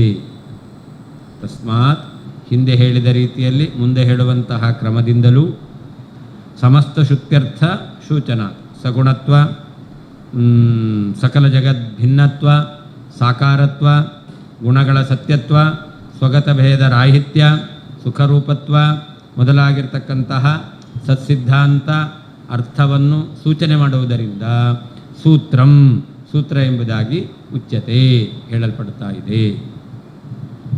ತಸ್ಮಾತ್ ಅಂದರೆ ಉಕ್ತ ಪ್ರಕಾರೇಣ ವಕ್ಷಮಾಣ ಪ್ರಕಾರೇಣ ಚ. ಆದ್ದರಿಂದ ಹಿಂದೆ ಹೇಳಿದ ಕ್ರಮದಿಂದ ಮುಂದೆ ಹೇಳುವಂತಹ ಕ್ರಮದಿಂದಲೂ ಏನೇನು ಸೂಚನೆ ಮಾಡ್ತಾ ಇದೆ? ಸಗುಣತ್ವ, ಸಕಲ ಜಗದ್ಭಿನ್ನತ್ವ, ಸಾಕಾರತ್ವಾದಿ ಸಕಲ ಸತ್ಸಿದ್ಧಾಂತ ಸಿದ್ಧ ಅರ್ಥ ಬೋಧಕತ್ವ ಪ್ರಕಾರ ದರ್ಶನ ಅಂತ. ಏನು ಭಗವಂತ ಗುಣವುಳ್ಳವನು, ಸಗುಣತ್ವ, ಭಗವಂತ ಸಕಲ ಜಗದ್ಭಿನ್ನನಾಗಿದ್ದಾನೆ ಅಂತ. ಆಮೇಲೆ ಸಾಕಾರತ್ವ, ಇದೇ ಮೊದಲಾಗಿರ್ತಕ್ಕಂತಹ ಸಕಲ ಸತ್ಸಿದ್ಧಾಂತ. ಯಾವ ಸತ್ಸಿದ್ಧಾಂತ ಅಂದರೆ ವೇದ ಉಪನಿಷತ್ತುಗಳಿಂದ ಸಿದ್ಧವಾದಂಥ ಸಿದ್ಧಾಂತ, ದೋಷರಹಿತವಾದ ಸಿದ್ಧಾಂತ, ಅದರಿಂದ ಸಿದ್ಧವಾದ ಅರ್ಥ, ಅದರ ಬೋಧಕತ್ವ ಪ್ರಕಾರ ದರ್ಶನ, ಅದನ್ನು ತಿಳಿಸುವುದು ಹೇಗೆ ಎಂಬತಕ್ಕಂಥದ್ದನ್ನು ಸೂತ್ರ ತಿಳಿಸ್ಕೊಡ್ತಾ ಇದೆ. ಅದನ್ನು ಸೂತ್ರ ಅಂತ ಕರೀತಾರೆ. ಏವಂ ಯೋ ವೇತ್ತಿ ಸೂತ್ರಾರ್ಥಂ सबंधात् परिमुच्यते न चेत् सूत्रार्थविच्छेदात् छिद्यते यमकिंकरैः. ಯಾರು ಭಗವಂತ ಸಾಕಾರ ಸಗುಣ ಎಂಬುದಾಗಿ ತಿಳಿತಾ ಇದ್ದಾರೋ ಅಂಥವರಿಗೆ ಈ ಸಂಸಾರ ಬಂಧನದಿಂದ ಬಿಡುಗಡೆ ಇದೆ. ಈ ರೀತಿಯಲ್ಲಿ ತಿಳಿದರೇನೆ ಅವರು ಮುಕ್ತರಾಗ್ತಾರೆ. ಇಲ್ಲ ಅಂತಾದರೆ ಅವರು ಯಮಕಿಂಕರೈಹಿ ಛಿದ್ಯತೆ, ಇವರು ಸೂತ್ರಾರ್ಥ ವಿಚ್ಛೇದ ಮಾಡಿದ್ದಾರೆ.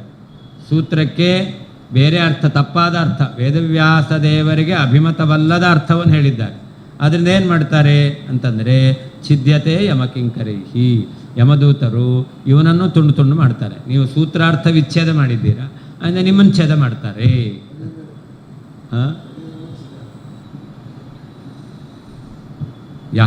ಯಾರು ಏವಂ ಈ ರೀತಿಯಲ್ಲಿ ಪರಮಾತ್ಮ ಸಗುಣ ಸಾಕಾರ ಎಂಬುದಾಗಿ ಈ ರೀತಿಯಲ್ಲಿ ಸೂತ್ರಾರ್ಥಂ ಸೂತ್ರದ ಅರ್ಥವನ್ನು ವೇತ್ತಿ ತಿಳಿತಾ ಇದ್ದಾನೋ ಸಹ ಅವನು ಬಂಧಾತ್ ಸಂಸಾರ ಬಂಧನದಿಂದ ಪರಿಮುಚ್ಯತೆ ಬಿಡುಗಡೆಯನ್ನು ಹೊಂದುತ್ತಾ ಇದ್ದಾನೆ. ನಚೇತ್ ಈ ರೀತಿಯಲ್ಲಿ ಅರ್ಥವನ್ನು ತಿಳಿಲಿಲ್ಲ ಅಂತಾದರೆ ಸೂತ್ರಾರ್ಥ ವಿಚ್ಛೇದಾತ್ ಸೂತ್ರಾರ್ಥಕ್ಕೆ ವಿರುದ್ಧವಾದ ಅರ್ಥವನ್ನು ಹೇಳಿದ್ರಿಂದ ಯಮಕಿಂಕರೈಹಿ ಯಮನ ಭಟರಿಂದ ಛಿದ್ಯತೆ ಛೇದಿಸಲ್ಪಡ್ತಾ ಇದ್ದಾನೆ. ಯಾರು ಏವಂ ಈ ರೀತಿಯಲ್ಲಿ ಪರಮಾತ್ಮ ಸಕಲ ಗುಣ ಪರಿಪೂರ್ಣ ಸಾಕಾರ ಸದ್ಗುಣ ಸ್ವರೂಪಿ ಇತ್ಯಾದಿ ರೀತಿಯಲ್ಲಿ ಸೂತ್ರಾರ್ಥಂ ಸೂತ್ರದ ಅರ್ಥವನ್ನು ವೇತ್ತಿ ತಿಳಿತಾ ಇದ್ದಾನೋ ಸಹ ಅವನು ಬಂಧಾತ್ ಸಂಸಾರ ಬಂಧನದಿಂದ ಪರಿಮುಚ್ಯತೆ ಮುಕ್ತನಾಗುತ್ತಾನೆ. ನಚೇತ್ ಈ ರೀತಿಯಲ್ಲಿ ಸೂತ್ರಾರ್ಥವನ್ನು ತಿಳಿಲಿಲ್ಲ ಅಂತಾದರೆ ಸೂತ್ರಾರ್ಥ ವಿಚ್ಛೇದಾತ್ ಸೂತ್ರಾರ್ಥಕ್ಕೆ ವಿರುದ್ಧವಾದ ಅರ್ಥವನ್ನು ಹೇಳುವುದರಿಂದ ತಿಳಿಯುವುದರಿಂದ ಯಮಕಿಂಕರೈಹಿ ಯಮನ ಭಟರಿಂದ ಛಿದ್ಯತೆ ಛೇದಿಸಲ್ಪಡ್ತಾನೆ.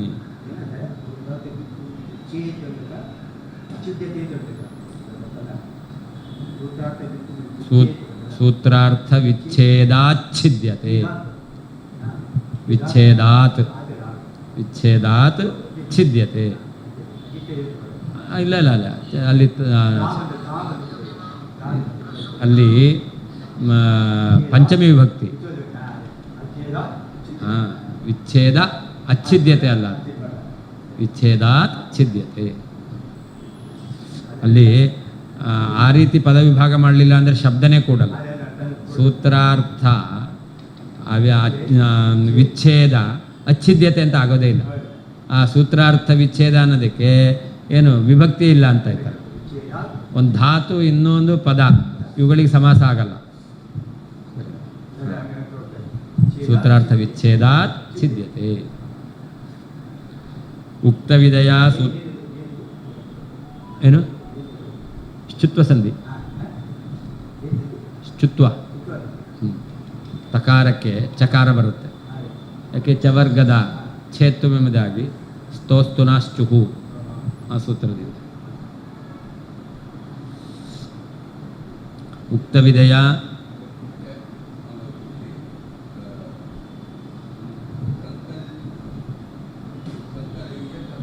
ಹಾಂ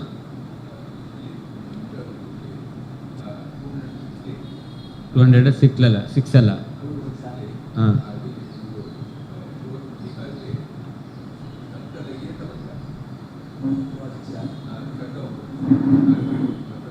ಯಾವ ಹಿಂದಿನ ವಾಕ್ಯ ಏನು?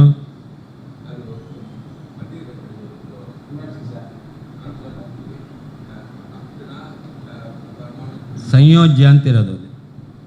ಅಕ್ಷ್ಣ ಪರಮಾಣು ನಿರೀಕ್ಷ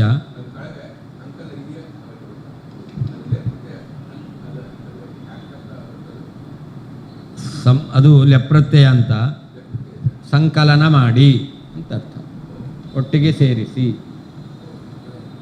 ಇದರಲ್ಲಿಯ ಸತ್ಯಪ್ರಮೋದ ತೀರ್ಥರ ವ್ಯಾಖ್ಯಾನದಲ್ಲಿ ಅಲ್ಲಿ ಸಂಕಲಯ ಅಂತಲ್ಲಿದೆ, ಅಲ್ಲಿ ಸಂಯೋಜ್ಯ ಅಂತಿರೋದು.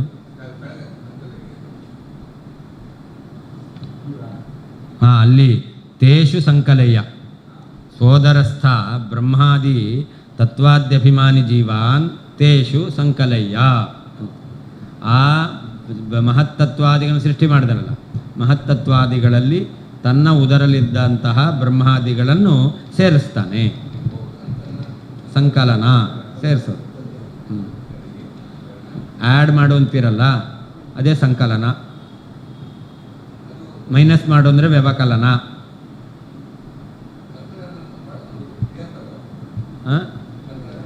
ಕ್ರಿಯಾ, ಸಂಕಲನ ಕ್ರಿಯಾ. ಹಾಂ, ಲಪ್ರತ್ಯಯ. ಉಕ್ತವಿಧಯ ಸೂತ್ರಾರ್ಥವೇತ್ತು ಮಹಾಫಲಂ ವಿಪರೀತವೇತ್ತು ವಿಪರೀತ ಫಲಂಚ ದರ್ಶಯತಿ ಏವಮಿತಿ. ಹಿಂದೆ ಹೇಳಿದ ರೀತಿಯಲ್ಲಿ ಪರಮಾತ್ಮನನ್ನು ಸಾಕಾರ, ಸಗುಣ, ಸರ್ವಜ್ಞ ಇತ್ಯಾದಿ ರೀತಿಯಲ್ಲಿ ತಿಳಿದರೆ ಅದರಿಂದ ಸೂತ್ರಾರ್ಥವೇತ್ತು ಮಹಾಫಲಂ. ಈ ರೀತಿಯಲ್ಲಿ ಸೂತ್ರಗಳಿಗೆ ಅರ್ಥವನ್ನು ತಿಳಿದರೆ ವಿಶೇಷ ಫಲ ಇದೆ. ವಿಪರೀತವಾಗಿ ತಿಳಿದರೆ ವಿಪರೀತ ಫಲ, ಅವರಿಗೆ ವಿರುದ್ಧವಾದ ಫಲ ಇದೆ ಅನ್ನೋದನ್ನು ಹೇಳ್ತಾ ಇದ್ದಾರೆ. ವಿಸ್ತರಸ್ತ್ವಸ್ಯ ಸರ್ವಸ್ಯ ಭಾಷ್ಯಾದಿಷ್ವೇವ ದೃಶ್ಯತಾಂ ಮೂಲಶಾಸ್ತ್ರಾರ್ಣವೋತ್ಥಿತ ಬಿಂದೂನ್ ವಂದಾಮಹೇ ವಯಂ. ಇದರ ಇನ್ನೂ ವಿಶೇಷ ವಿಷಯಗಳೆಲ್ಲ ಇದೆ. ಅದನ್ನು ಆಚಾರ್ಯರ ಭಾಷ್ಯಾದಿ ಗ್ರಂಥಗಳಲ್ಲಿ ನೋಡ್ಕೊಳ್ರಿ. ಭಾಷ್ಯ, ಅನುವ್ಯಾಖ್ಯಾನ ಇವುಗಳಲ್ಲೆಲ್ಲ ಆಚಾರ್ಯರು ಈ ವಿಷಯಗಳನ್ನು ವಿಸ್ತಾರವಾಗಿ ಹೇಳಿದ್ದಾರೆ. ಅಸ್ಯ ಸರ್ವಸ್ಯ ವಿಸ್ತಾರ. ಈ ಎಲ್ಲ ಸಾಕಾರ, ಸಗುಣ, ವಿಶೇಷ ಇವುಗಳ ಬಗ್ಗೆ ಇನ್ನೂ ತಿಳ್ಕೊಳ್ಬೇಕು ಅಂತಾದರೆ ಆಗ ಆಚಾರ್ಯರ ಸೂತ್ರ ಭಾಷ್ಯ ಮೊದಲಾಗಿರ್ತಕ್ಕಂಥ ಗ್ರಂಥಗಳನ್ನು ನೀವು ದೃಶ್ಯತಾಂ ನೋಡ್ರಿ. ನಾವೇನು ಮಾಡಿದ್ದೇವೆ?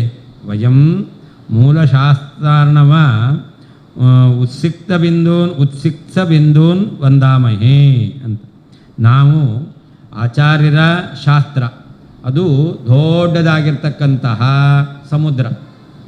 ಆ ಸಮುದ್ರದ ಒಂದೆರಡು ಕಣ, ನೀರಿನ ಕಣಗಳು, ಅದು ಸಮುದ್ರದ ಅಲೆ ಬಂದಾಗ ಹಾರುತ್ತೆ.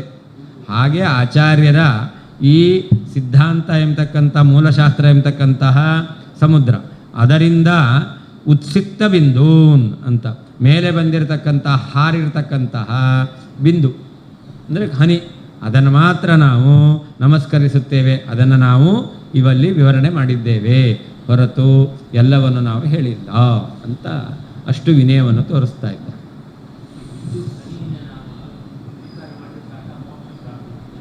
ಹಾಂ ಹಾಂ ಸಾಕು, ಆಗುತ್ತೆ. ಹನಿ ಹನಿಗೂಡಿದ್ರೆ ಹಳ್ಳ.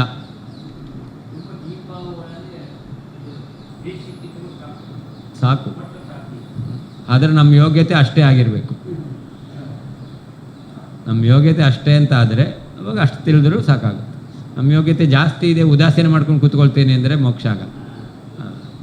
ಯೋಗ್ಯತೆಗೆ ಅನುಗುಣವಾಗಿ ಪೂರ್ಣತ್ವವನ್ನು, ಪೂರ್ಣ ಜ್ಞಾನವನ್ನು ಪಡೀಲೇಬೇಕು.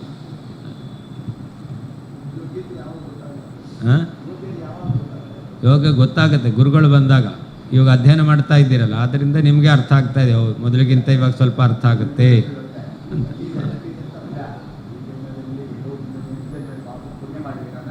ಹೌದು, ಈ ಜನ್ಮದಲ್ಲಿ ಕೇಳಿ. ಆದರೆ ಈಗ ನೀವೇನು ಮಾಡಿದ್ದೀರಾ, ಶ್ರವಣ ಮಾಡಿದ್ದೀರಾ, ಇದು ನಿಮ್ಗೆ ಒಂದು ಕಡೆಯಲ್ಲಿ ಇದ್ದೇ ಇರುತ್ತೆ. ಇದು ಪುನಃ ಇನ್ನೊಂದು ಸರ್ತಿ ಆ ಪಾಪ ಎಂಬತಕ್ಕ ಪ್ರತಿಬಂಧಕ ಇತ್ತು, ಅದು ಹೋಯಿತು ಅಂದರೆ ಪುನಃ ಇದು ಕೆಲಸ ಮಾಡುತ್ತೆ. ಪ್ರಾರಂಭ ಮಾತ್ರ ಮಿಚ್ಛಾವ ವಿಷ್ಣು ಧರ್ಮೇ ನ ನಿಷ್ಫಲ.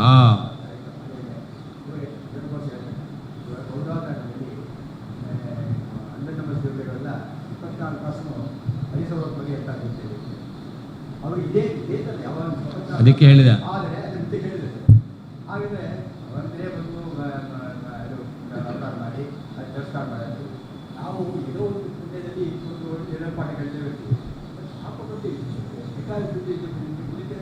ಅದೇ, ಅದು ಸ್ವರೂಪ ಯೋಗ್ಯತೆ ಏನೋ ಅದು.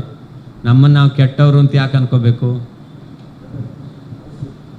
ನಮ್ಮನ್ನು ನಾವು ಕೆಟ್ಟವರು ಅಂತ ಯಾಕೆ ಅನ್ಕೋಬೇಕು?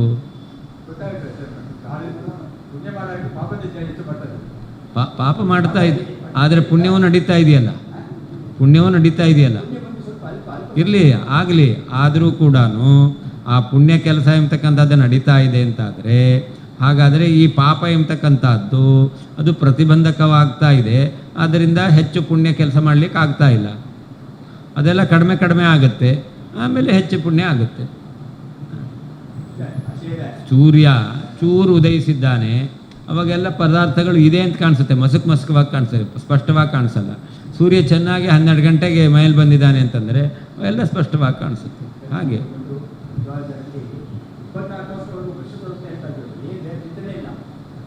ಇರಲಿ, ಅವರಿಗೆ ಅಷ್ಟು ದೊಡ್ಡ ಪುಣ್ಯ ಇತ್ತು, ಅಷ್ಟು ದೊಡ್ಡ ಪುಣ್ಯ ಇದ್ದಿದ್ದರಿಂದಾಗಿ ಅಂಥದ್ದು ಮಾಡ್ತಿದ್ರು. ಆದರೆ ಅದಕ್ಕಿಂತ ಪ್ರಬಲವಾದ ಪಾಪ ಇದೆ, ಆದ್ದರಿಂದಾಗಿ ಪಾಪ ಇದೆ, ಆಮೇಲೆ ಈ ಪುಣ್ಯ ಎಂಬತಕ್ಕಂಥದ್ದು ಹೋಯಿತು, ಪಾಪ ಎಂಬತಕ್ಕಂಥದ್ದು. ಅದಕ್ಕೆ ಹೇಳಿದ್ದು, ಯಾಕೆ ಅನ್ಕೋತೀರಾ ಅಂದೆ. ಸುಮ್ಮನೆ ನೀವು ನನ್ನನ್ನು ಪೆದ್ದ ಅಂತ ಅನ್ಕೋತೀರಾ ಯಾವಾಗಾದರೂ? ಇಲ್ಲ ತಾನೇ, ನಾ ಬುದ್ಧಿವಂತ ಅಂತಾನೆ ಅನ್ಕೊಳ್ಳೋದು. ಅಹಂಕಾರ ಬೇಡ, ಅಹಂಕಾರ ಬೇಡ. ನನಗೆ ಹೇಳಿದ್ದು ತಿಳಿಯುತ್ತೆ, ಅಷ್ಟು ಬುದ್ಧಿವಂತ ನಾನು ಹೇಳ್ಕೊಳ್ತೀರಾ ಇಲ್ವೋ? ಹೇಳಿದ್ದು ಅರ್ಥ ಆಗುತ್ತೆ, ಅಹಂಕಾರ ಪಡೋದು ಬೇಡ. ನನಗೆ ಹೇಳಿದ್ದು ಅರ್ಥ ಆಗಲ್ಲ, ಅಷ್ಟು ಪೆದ್ದ ನಾನು ಅಂತ ಅನ್ಕೊಳ್ತೀರಾ? ಇಲ್ಲಲ್ಲ. ಹಾಗೆ ಏನು ಬೇಕಾರಾಗಲಿ ಆಗಲಿ, ಅಂತೂ ಅರ್ಥ ಆಗ್ತಾ ಇದೆಯಲ್ಲ. ಹಾಂ,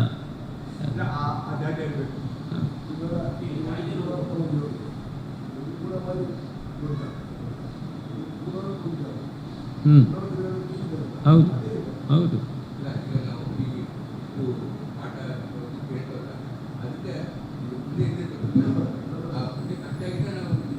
ಅದು ಬರೀ ಪುಣ್ಯ ಅಲ್ಲ, ಅದು ನಿಮಗೆ ಇಲ್ಲಿ ಇದು ನಿಷ್ಕಾಮ ಕರ್ಮ, ಇದು ನಿಷ್ಕಾಮ ಕರ್ಮ.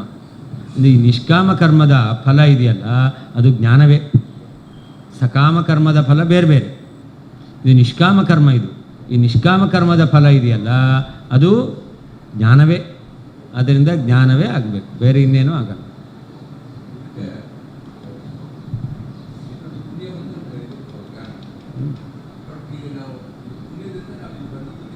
ಹೌದು, ಆಯಿತು. ಆದರೆ ಆ ಪುಣ್ಯ ಈ ಪುಣ್ಯಕ್ಕೆ ಕಾರಣ ಆಯಿತು. ಆದ್ದರಿಂದ ಆ ಪುಣ್ಯ ಬರೀ ನಾಶ ಆಗಲಿಲ್ಲ. ಆ ಪುಣ್ಯ ಎಂಬತಕ್ಕಂಥದ್ದು ಇನ್ನೂ ಶ್ರೇಷ್ಠವಾಗಿರ್ತಕ್ಕಂತಹ ಈ ನಿಷ್ಕಾಮ ಕರ್ಮ ಬಂದ ಕರ್ಮದಿಂದ ಬಂದ ಪುಣ್ಯಕ್ಕೆ ಕಾರಣವಾಗಿ ಆ ಪುಣ್ಯ ಹೋಯಿತು, ಈ ಪುಣ್ಯ ಬಂತು.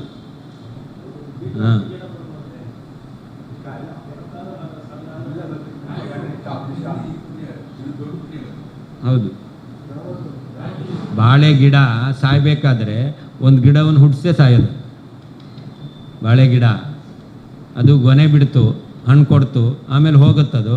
ಆದರೆ ಇನ್ನೊಂದು ಗಿಡಕ್ಕೆ ಅದು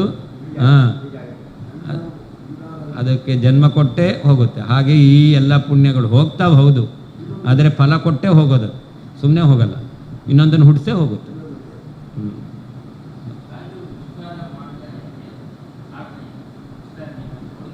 ಇಷ್ಟಕ್ಕೆ ಟೈಮ್ ಸಾಕಾಗಲ್ಲ, ಇನ್ನೂ ಜಾಸ್ತಿ ಗ್ರಂಥ ವಿಸ್ತಾರ ಆಗುತ್ತೆ ಅಂತ ಹೇಳಿ.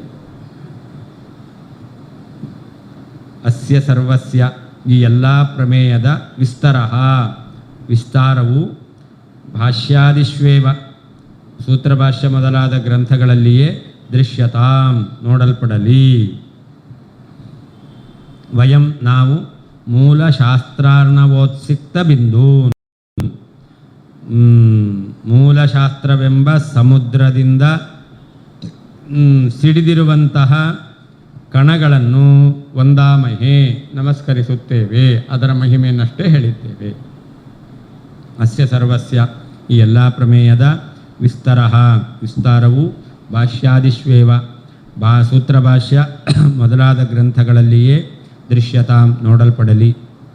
ವಯಂ, ನಾವು ಮೂಲಶಾಸ್ತ್ರಾರ್ಣವೋತ್ಸಿಕ್ತ ಬಿಂದೂನ್, ಮೂಲಶಾಸ್ತ್ರವೆಂಬ ಸಮುದ್ರದಿಂದ ಹೊರಹೊಮ್ಮಿದ ಸಿಡಿದಿರುವಂತಹ ಕಣಗಳನ್ನು ವಂದಾಮಹೇ, ನಮಸ್ಕರಿಸುತ್ತೇವೆ. ಸ್ಮೃತ ಮೂಲಶಾಸ್ತ್ರ ಮಹಿಮಾ ಗ್ರಂಥಕಾರ ತ್ವೇಷ್ವೇವ ಪರಮಾದರಂ ಕರೋತಿ. ಇಷ್ಟೆಲ್ಲ ವಿಷಯ ಹೇಳ್ತಾ ಇರಬೇಕಾದ್ರೆ ಈ ಗ್ರಂಥಕಾರರಾದ ವಾದಿರಾಜರಿಗೆ ಮೂಲಶಾಸ್ತ್ರ ಮಹಿಮೆ ಸ್ಮರಣೆಗೆ ಬರ್ತಾ ಇದೆ. ಸ್ಮೃತ ಮೂಲಶಾಸ್ತ್ರ ಮಹಿಮೆ, ಅವರಿಗೆ ಮೂಲಶಾಸ್ತ್ರದ ಮಹಿಮೆ ಸ್ಮರಣೆಗೆ ಬರ್ತಾ ಇದೆ. ಆದ್ದರಿಂದ ತೇಷ್ವೇವ ಪರಮಾದರಂ ಕರೋತಿ, ಆ ಮೂಲ ಗ್ರಂಥಗಳಲ್ಲಿ ಶಾಸ್ತ್ರಗಳಲ್ಲಿ ಅತಿಯಾದ ಆದರ ಅದನ್ನು ತೋರಿಸ್ತಾ ಇದ್ದಾರೆ.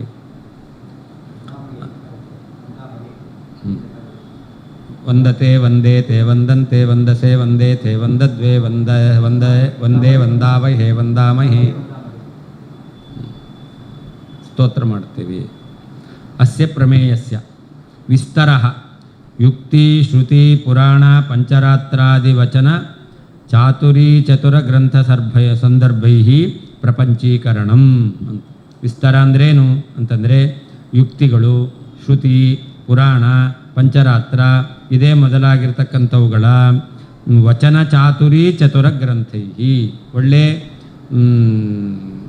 ಹೇಳುವಂತಹ ಒಂದು ವಿಶಿಷ್ಟವಾದ ಕ್ರಮ ಚಾತುರ್ಯ, ಅವುಗಳಿಂದ ಕೂಡಿರ್ತಕ್ಕಂತಹ ಗ್ರಂಥ, ಅವುಗಳಿಂದ ಪ್ರಪಂಚೀಕರಣಂ, ಅವುಗಳಿಂದ ಇನ್ನು ವಿಸ್ತಾರ ಮಾಡ್ತಕ್ಕಂಥದ್ದು, ಅದನ್ನು ವಿಸ್ತಾರ ಅಂತ ಕರೀತಾರೆ. ಆದಿಪದೇನ ಅನುವ್ಯಾಖ್ಯಾನ ಉಪನಿಷತ್ ಭಾಷ್ಯಾದಿಕಂ ಗೃಹ್ಯತೆ. ಹಾಗೆ ಸೂತ್ರ ಭಾಷ್ಯ ಆದಿಪದದಿಂದ ಅನುವ್ಯಾಖ್ಯಾನ ಉಪನಿಷತ್ ಭಾಷ್ಯ ಇವುಗಳನ್ನು ಇಟ್ಕೊಳ್ಬೇಕು. ಕರಿ ಸೂತ್ರ ಭಾಷ್ಯ ಮಾತ್ರ ಅಲ್ಲ, ಆದಿ ಅನುವ್ಯಾಖ್ಯಾನವೂ ಆಗ್ಬೋದು, ಉಪನಿಷತ್ ಭಾಷ್ಯವೂ ಗೀತಾ ಭಾಷ್ಯ ಎಲ್ಲವೂ ಆಗ್ಬೋದು. ಮೂಲಶಾಸ್ತ್ರಾಖ್ಯ ಅರ್ಣವಾತ್, ಮೂಲಶಾಸ್ತ್ರ ಎಂಬತಕ್ಕಂಥದ್ದೇ ಸಮುದ್ರ, ಅದರಿಂದ ಉತ್ಸಿಕ್ತ ಯೇ ಬಿಂದವಃ, ಸಿಂಪಡೆದಿರುವಂತಹ ಕೆಲವು ಯುಕ್ತಿಲೇಶಾಹ, ಕೆಲವು ಯುಕ್ತಿಗಳು. ತಾನೇವ ವಂದಾಮಹೇ ಸ್ತುಮಃ ನಮಸ್ಕುರ್ಮಶ್ಚ, ಸ್ತೋತ್ರ ಮಾಡ್ತೇವೆ ಅಂದರೆ ಅದನ್ನು ವರ್ಣನೆ ಮಾಡ್ತಾ ಇದ್ದೇವೆ, ಅದಕ್ಕೆ ನಮಸ್ಕಾರವನ್ನು ಮಾಡ್ತೇವೆ. ತತ್ರತೋ ರುದ್ರಾಧ್ಯಾಯವ ಅಧಿಕಾರಿಣಃ, ಈ ಮೂಲಸೂತ್ರ ಯಾವ ಸಮುದ್ರ ಇದೆಯಲ್ಲ ಅದಕ್ಕೆ ಯಾರು ಮುಖ್ಯ ಅಧಿಕಾರಿಗಳು? ರುದ್ರಾದಿ ದೇವತೆಗಳು. ಅಸ್ಮಾಕಂತೂ ಏತಾವತ್ಯೇವ ಶಕ್ತಿ ರೀತಿ ಭಾವ, ನಮಗೆ ಇಷ್ಟೇ ಶಕ್ತಿ ಇರೋದು, ಅದನ್ನು ನಾವು ಇಲ್ಲಿ ಸ್ತೋತ್ರ ಮಾಡಿದ್ದೇವೆ. ಇದಕ್ಕಿಂತ ಹೆಚ್ಚಿನ ವಿನಯ ಹೇಳಲಿಕ್ಕೆ ಗೊತ್ತಿಲ್ಲ ಅಂತಲ್ಲ, ಗೊತ್ತಿದ್ದರೂ ಕೂಡ ಇಷ್ಟೇ ಅಂತ ವಿನಯ ಪ್ರದರ್ಶನ ಮಾಡ್ತಾ ಇದ್ದಾರೆ. 10 ನಿಮಿಷ ಬಿಟ್ಟು